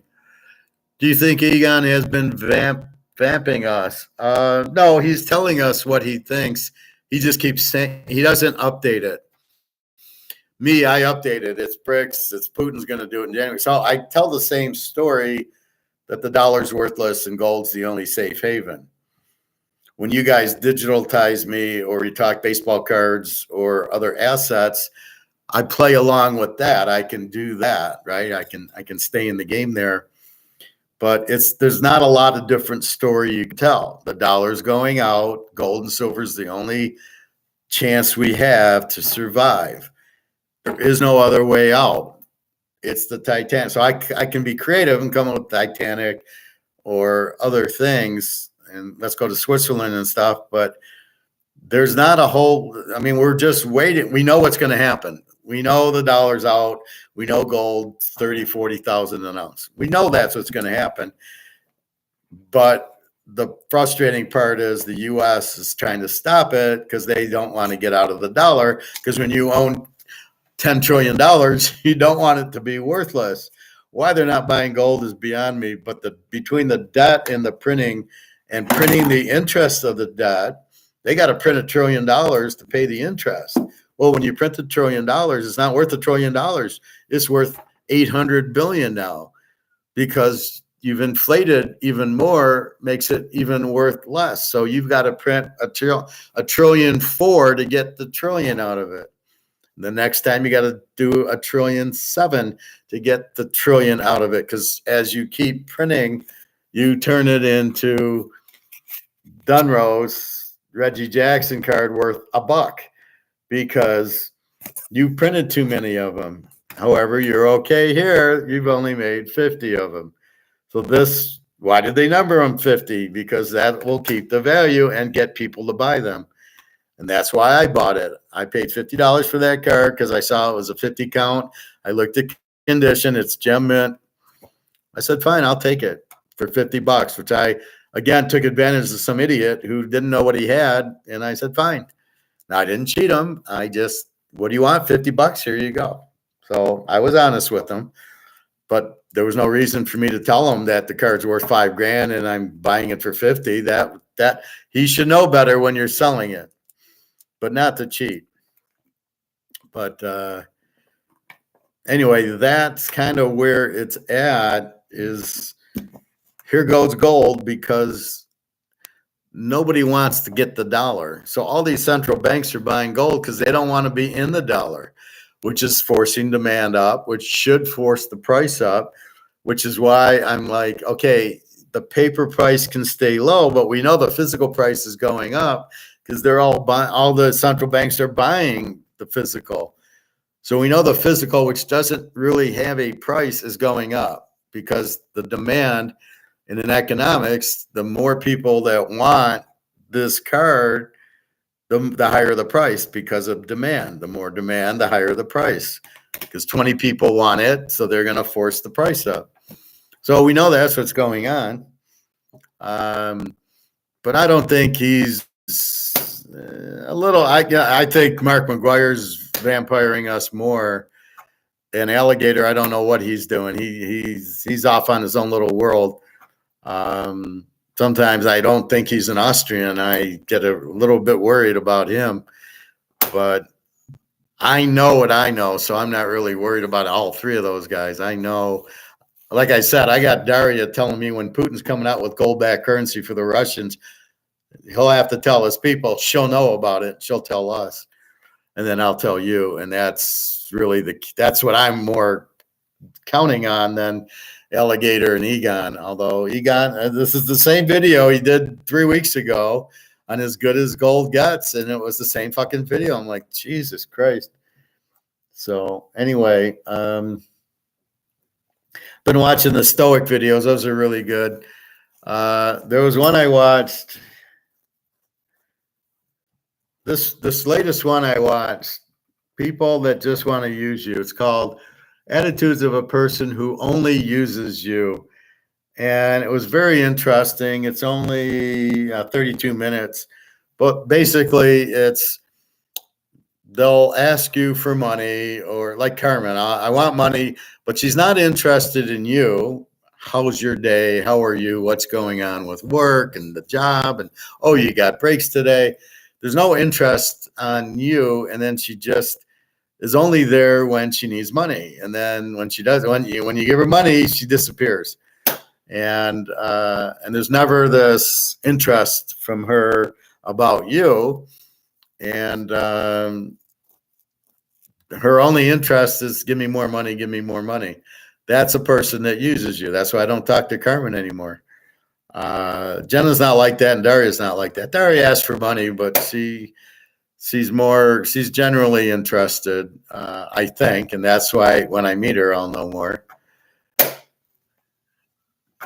Well, have a nice night, Luke. Take care. Get that digital stuff out of your mind. It's clouding your mind up.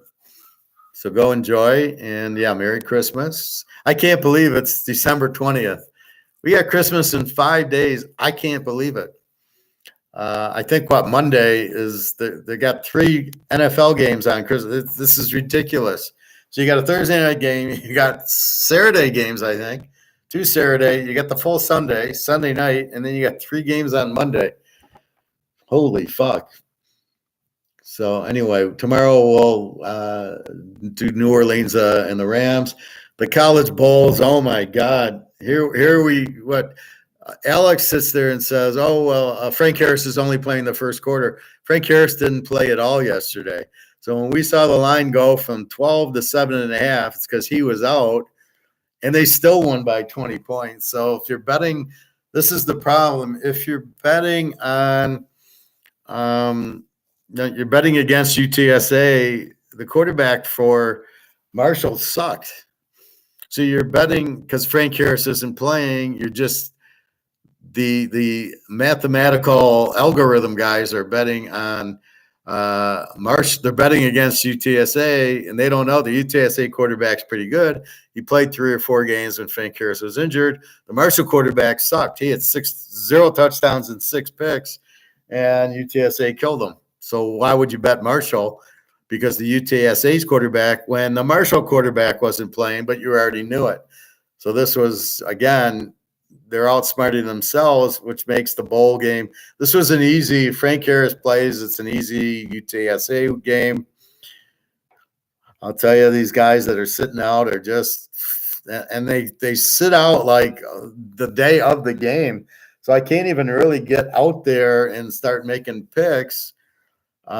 Duke, half of their defense isn't playing. Louisville, 4 or 5 of their players. Now, I don't know how good are they starters or not, are sitting out, the defensive players. So I like Louisville against SC because of the defense, and now they're not even playing. And I got Mitch Moses quarterbacking for USC. Hasn't thrown a pass in 3 years. What am I'm going to bet on him? So it's very difficult. Thanks, Luke, MC. Merry Christmas and good night. The Bulls are a joke. Except for the later ones, yes. Bunch of opt almost every game. I think every game has the opt-out. The only players not opting out are the ones who suck and will not even attempt the draft. The ones that need the exposure are the ones playing. Next year will be a great year for football with the new playoff system. It's way overdue. The only issue is that most top teams will be having new quarterbacks next year. Well, they won't be the top teams. Georgia will be good because their quarterback's back, as well Alabama, but they're supposed to have gotten a 5-star for next year. So they'll be fine. See, that's the thing with the systems. Alabama's got this defensive system. and offensive systems. They just plug and play. That's why they're never good in the pros. And Ohio State's very similar. I'm curious, Ohio State, the new quarterback, I looked at his stats. He's nothing. So I don't know what Ohio State, Missouri. I really like Missouri. They're really fired up for this game. LSU offense was the best. Well, I think Oregon's was, I think, the nation, but now losing Daniels and their top receivers, so we'll need to replace them. I'm not worried about, see, again, it's a system with the coach, right? He runs the system and he plugs the players in. He's got to replace Daniels. Now, Daniels was not very good at Arizona State. So he made him good. Is he going to be good in the pros? I don't know. But I got pissed, Bobby, at the draft analysis where they're sitting there going, what do you want, Caleb or Mark May from North Carolina? And I'm like, or Derek May, whatever his name is. Derek May from North Carolina is going to be a top pick? Are you kidding me? So you're pulling a Sam Darnold that pick. This guy's terrible. He's like Trubisky, and there's no difference between him and Trubisky and Pickett. This May from North Carolina, you got Penix. So what they're trying to say is it's Caleb and May, but not Penix and not Bo Nix and not Hartman. And I'm like, who are these people with this bullshit picking? What the fuck are they talking about? You telling me Bo Nix and Penix aren't better than Drake May from North Carolina, and you're telling me Hartman sucks? Bullshit. I got a better eye than you guys. There's no fucking way that these guys are not starting NFL quarterbacks. Are you kidding me? Oh no, I can look at Browning and Pickett and Stick and Heineken and Levis and Mullins. Yeah, these are starting quarterbacks I'm seeing. These are the idiots who are starting these guys. And even if they weren't the starter, okay, Burrow, Pittsburgh has no quarterback. San Diego, okay, I like Herbert. Indy has no quarterback. Atlanta's got no quarterback. Tennessee's got no. Tannehill's not a good quarterback. Even Geno Smith at Seattle is not a star quarterback. Cousins, I don't like as a star quarterback in Minnesota if he was playing. Goff, certainly not. Howell, certainly not. Okay, I'll give Aaron Rodgers. Love, are you trying to tell me Love's better than Bo Nix? Are you kidding me? In what world is he better than Bo Nix and whatchamacallit, Penix? In what world is Love better than those guys? So you want me to listen to the guys who put Love as the starting quarterback or Riddler? You want me to listen to those? They know what they're talking about. As half the league can't average 20 points a game. Are you fucking kidding me? Kirk Cousins is a loser. Drake May, yeah, he's garbage. Yeah, he's going to be the number 1 or 2 pick in the draft. Well, good luck for that team. Jesus. Well, LSU always has good receivers. Can you imagine watching them when you had Burrow and Chasen Jefferson? No wonder they scored 50 points a game. Who the fuck could play them? I mean, they put up 50 on Alabama. You can't play Jefferson and Chase on the same team. Oh, God. Bobby. LSU offense was best. Yeah, I think it was them in Oregon rep. LSU usually has top receiver. Yeah, well, as I said, Jefferson and Chase. I agree. Jalen Daniels it's too good even in his first year with LSU, but he definitely turned it up this past season, but not sure. He'll be great in the NFL. I mean, because he can throw the ball. See, if you can throw the ball accurately, that's what Lamar can't do. That's what Hurts can't do. Right? I saw some real good Hurts passes on Monday night. Where was he throwing the ball to? These guys aren't good quarterbacks. Daniels is, Caleb is, Penix is, Bo Nix. Bo Nix goes 20-21 against Washington. What the fuck? He's not a good quarterback. Really. Riddler is a joke. Tua joke 2 league is at an all-time low offensively. Yeah, and these guys are going to draft Drake May and Pittsburgh, and then they can go another 5 years not scoring 15 points a game.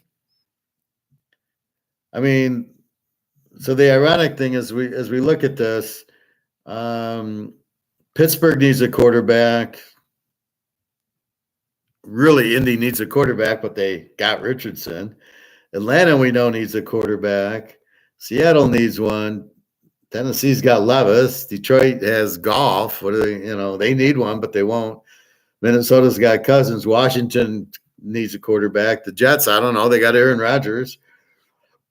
Green Bay needs a quarterback, even though they got Love. Carolina needs a quarterback, but are they really going to take – they took the 1 pick on Young. Are they going to take another quarterback or suffer another 5 years with Steve Young? Cleveland's got Thompson Robinson. Houston's got Stroud. Jacksonville's got Lawrence, who sucks, but they won't get rid of him. Tampa with Mayfield. Arizona with Murray. Chicago. What's Chicago going to do with Fields? Clearly, he's not in Penix and Bo Nix and Caleb's class. What do you do with them? Prescott, that's the one that really needs to go. If I was Dallas or Detroit, I would trade for the number 1 pick and go Caleb, or I'd go Nix, or I'd go Penix, or I'd go Hartman. That's what I would do because the guy you have sucks. Prescott showed you that last week against Buffalo. He never showed up. You never saw Joe Montana do that unless he got crushed by Lawrence Taylor. New England, they need a quarterback. Denver's got Russell Wilson. Oakland needs a quarterback.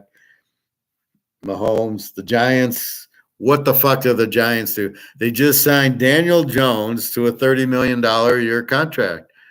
What are they going to do? It's probably guaranteed you can't cut the guy. He sucks. DeVito's better than him. So what the fuck do you do with Daniel Jones? But you just signed him to a contract like an idiot. You need Caleb or any of these guys, and yet you're married to Daniel Jones. So you're going to suck for the next 5 years. Philly's got Hurts, Lamar, and Purdy. So there's about 8 teams that need a quarterback. The problem is the Bears with Fields, Minnesota with Cousins, even Hurts, Goff, they won't get rid of them. And then Bryce Young. These guys are 5 times better than Bryce Young, but what's Carolina going to do?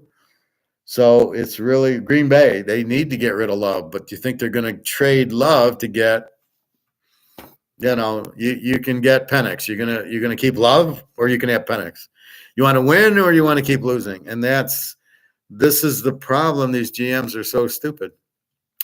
You know how bad it is. You know how it's bad when we see preseason type over unders. Preseason type over unders. I don't get that one, Bobby. I never see in so many over-unders open in the 30s in a regular season game, and most of them going under. Yeah, that's for sure. They're a bunch of Iowas. Look at New England, Denver. It's a 34. How does Belichick have – okay, at least he went to Zappy from Jones. He got tired of – how do they 3 games in a row put up 7 points or less? How do you play San Diego to a 6-0 game, and then Oakland puts up 70 on them? How can you not score on San Diego? It's just, this is the greatest coach of all time, and he gets shut out by San Diego, a team giving up 60 points to Oakland. I don't understand. This is the problem with the mentality. It's like Luke with the digital. He hears about digital, and he's like, oh, I don't know what it is, but I'm going to talk about it. He's going to vampire us. And then you're sitting there going, well, we'll put gold on digital. Why would anybody want gold on digital, right? But he talks about it because he hears digital but doesn't know what it is. It's the same thing here. These guys, I mean, you got Levis at Tennessee. Is this the quarterback you want? You think he's better than Penix and Nix and Hartman and those guys? Howell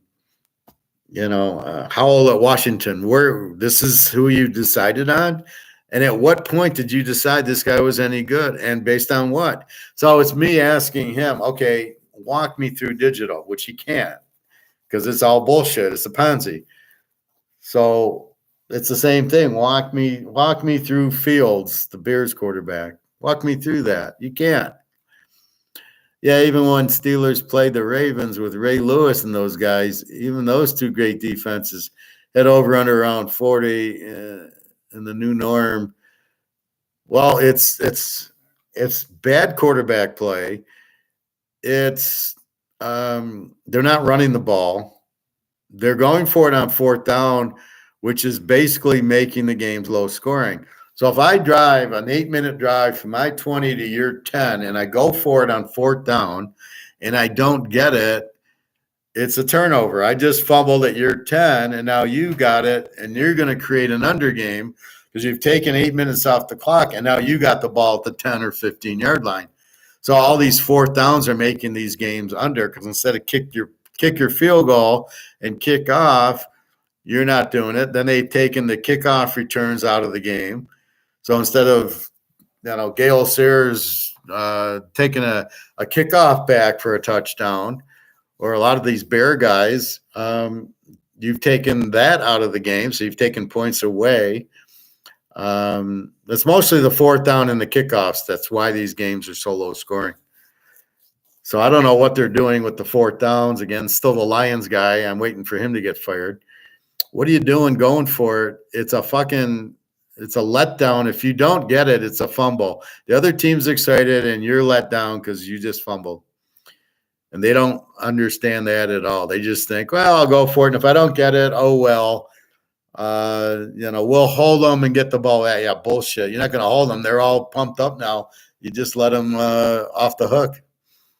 But, yeah, I mean, it's really weak quarterback play. It's terrible offensive coaching, offensive coordinator.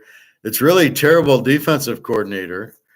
Look at a team like Miami. Is like the highest scoring team, and Frisco and Philly are the highest scoring teams. Basically, all the playoff teams: Buffalo, Baltimore, Miami, San Francisco, and Philly are the highest scoring teams in the league.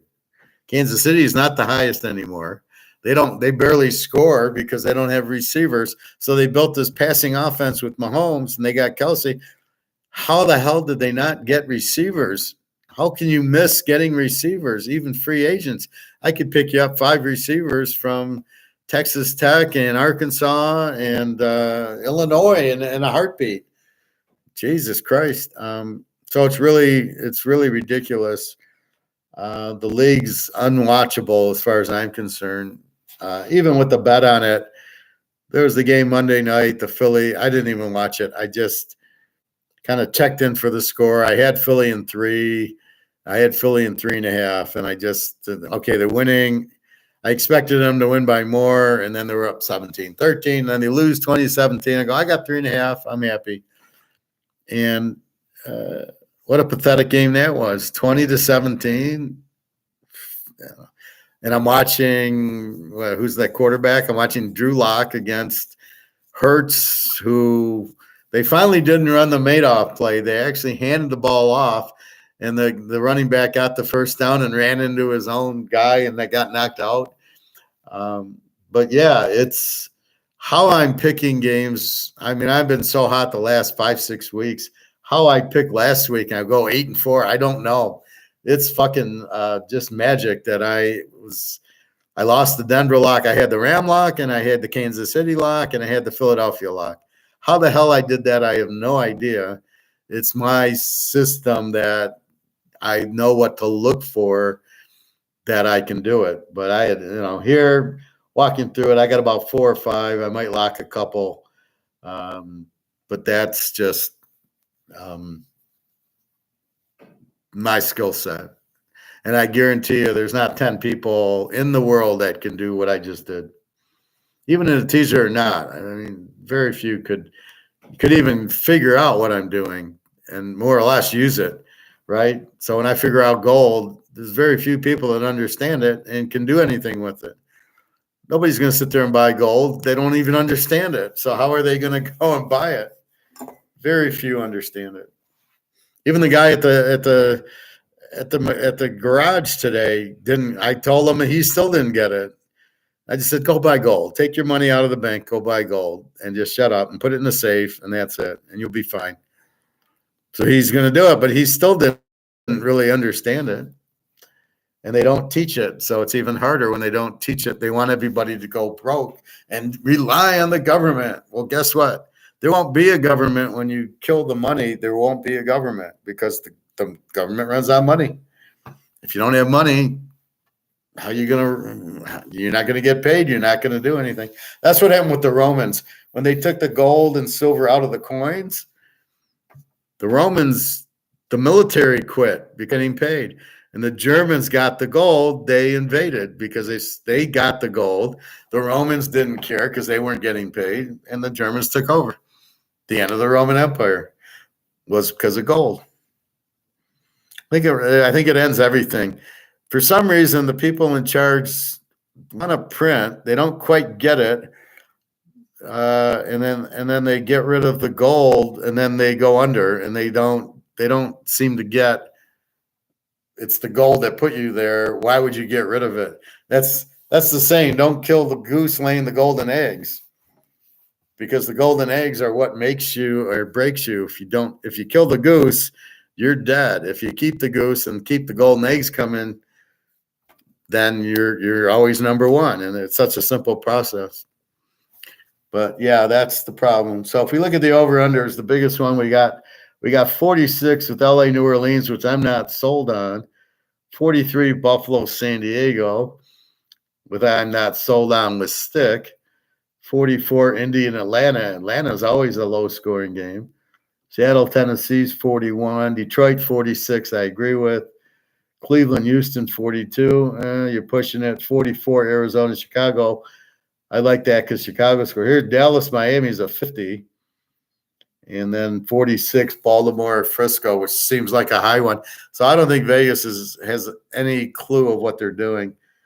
I mean, some of these over-unders, some of the overs, I mean, Frisco, Baltimore should not be a 46. And Dallas, Miami, I'm not sure if Tyreek Hill doesn't play, it's not a 50. If Tyreek Hill plays, it's a 50. The Saints are not trustworthy at all this year. Carr's inconsistent. Well, and they're playing a decent defense in LA, not a great one. They gave up 20 points to Washington. I think the game goes over 40, but I agree with you. Carr's okay.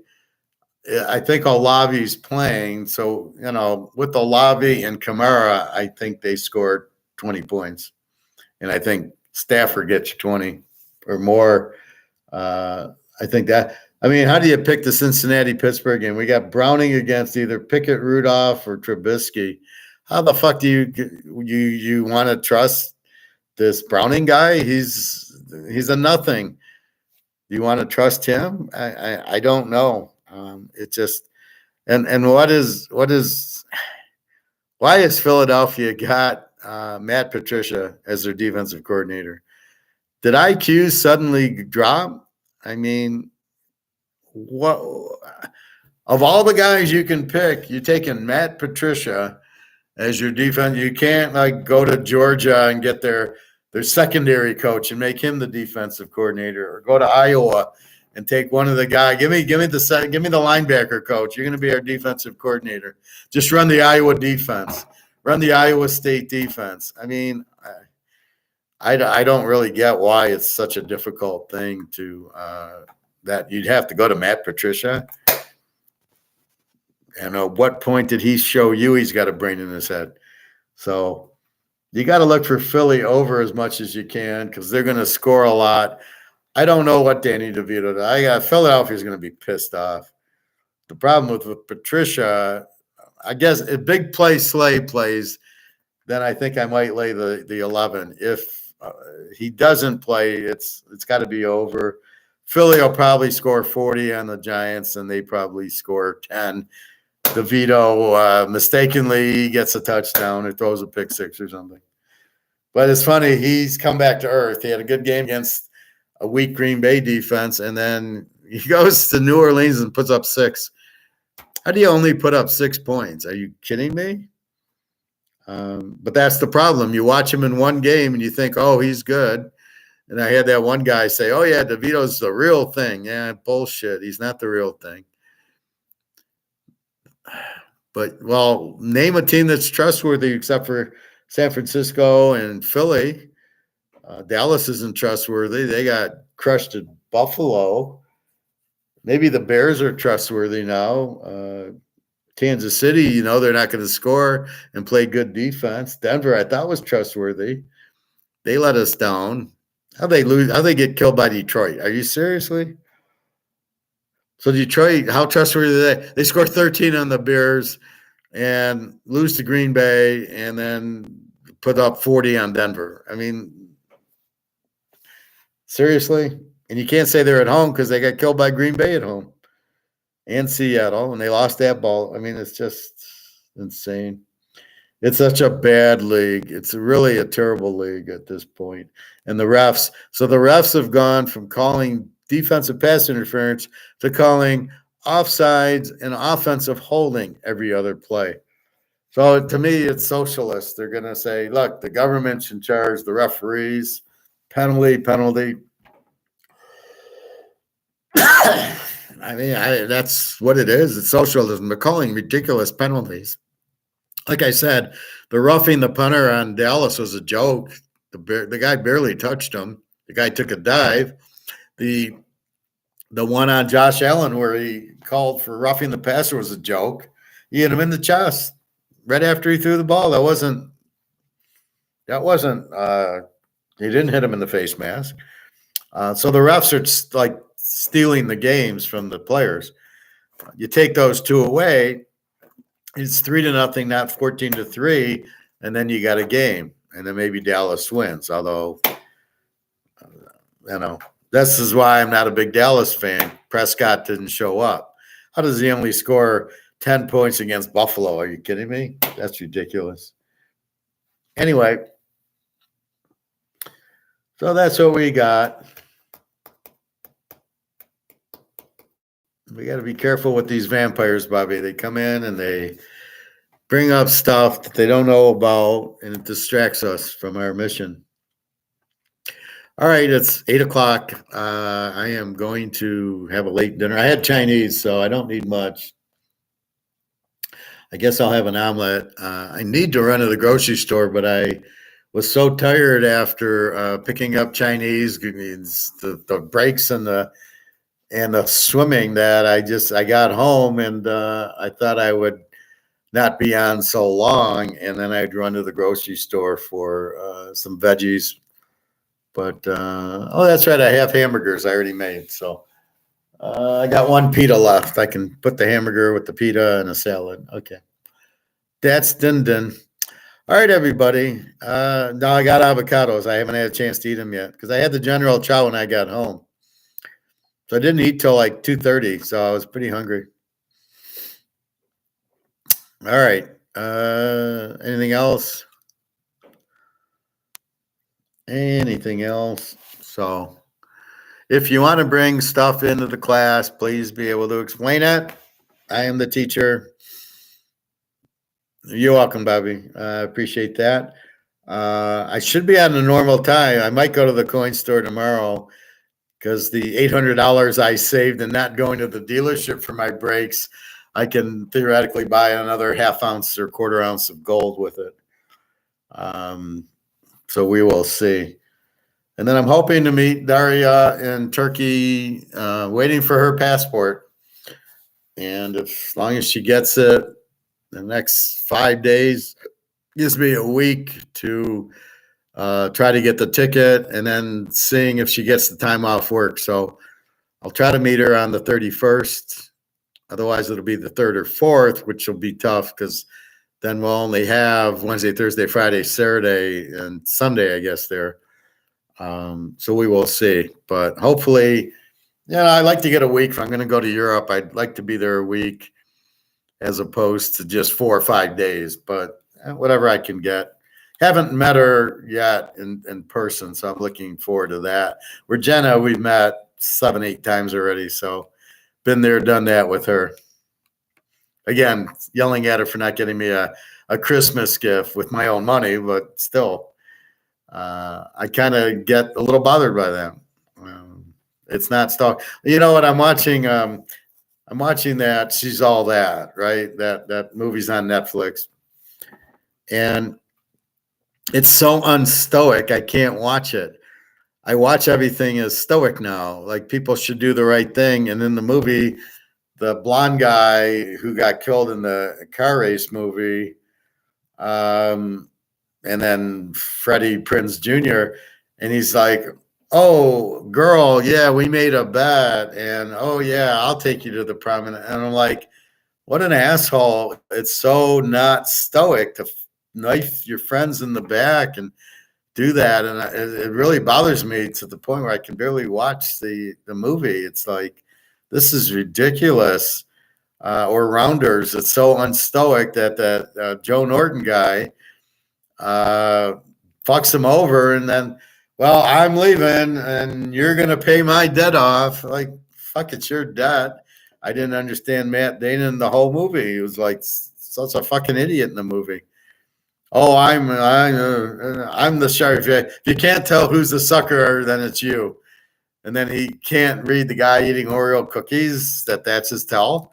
I told you that before, that if you drink a water, the guy sitting there drinking water at the table, he's got a hand. And it's the same thing for eating. He's relaxed and he's going to eat. That's it. So Mr. Damon had no idea that that was a tell, and he's supposed to be a pro and all the other pro guys. So it's really hard to watch this Norton guy he's not stoic in any of the movies, so I don't like him. I think that's why I don't like the Gladiator guy, the guy in Gladiator who's the biggest loser in the world. He's not stoic. He kills his own father and he does all this mean stuff, and it's like, that's not stoic. I want to watch stoic movies, which are more Clint Eastwood and Keanu Reeves and Kenzie Reeves. And those are why they're good movies. The war movies are usually pretty good. They're pretty stoic characters, not like the shit that's on now. Even these superhero movies are, not too stoic. But anyway, I think that's what's it. So watch the stoic. Egon's on, but we've already saw him a few weeks ago. It's the same one. And it's the same thing. It's the gold's about to go. The dollars are all collapsing. It's just a matter of time. And then he'll kind of say, well, it'll be a year or two. It could take a few years. Yeah, it's going to take 3 months once the BRICS comes out. And then he says, well, I don't know if there can be a one BRICS currency backed by gold. And it's like, bullshit, it's the gold currency, Egon. You don't fucking know that? What are you doing on here if you don't understand the most basic principle of the gold-backed currency is the only one that everybody wants is gold? All right, I'm going to leave. I'm going to have dinner. I will be on normal time tomorrow, I think, by 1:30-ish. Get ready for Christmas. I got to go buy silver for Christmas gifts. I already gave Jenna her perfume, so Daria gets her present in Turkey when we go. If we can go, if she gets the passport. Who knows how quick the Russian government is at her passport expired of getting a new passport. Anyway, have a good day. www.teaserking.com. Again, $100 for all the bowls. And there's a couple locks out there. And then $200 for all the bowls and all the NFL through the Super Bowl. All right. Have a nice night, everybody. www.teaserking.com. Buy your gold and silver before you can't. All right. Take care, everybody.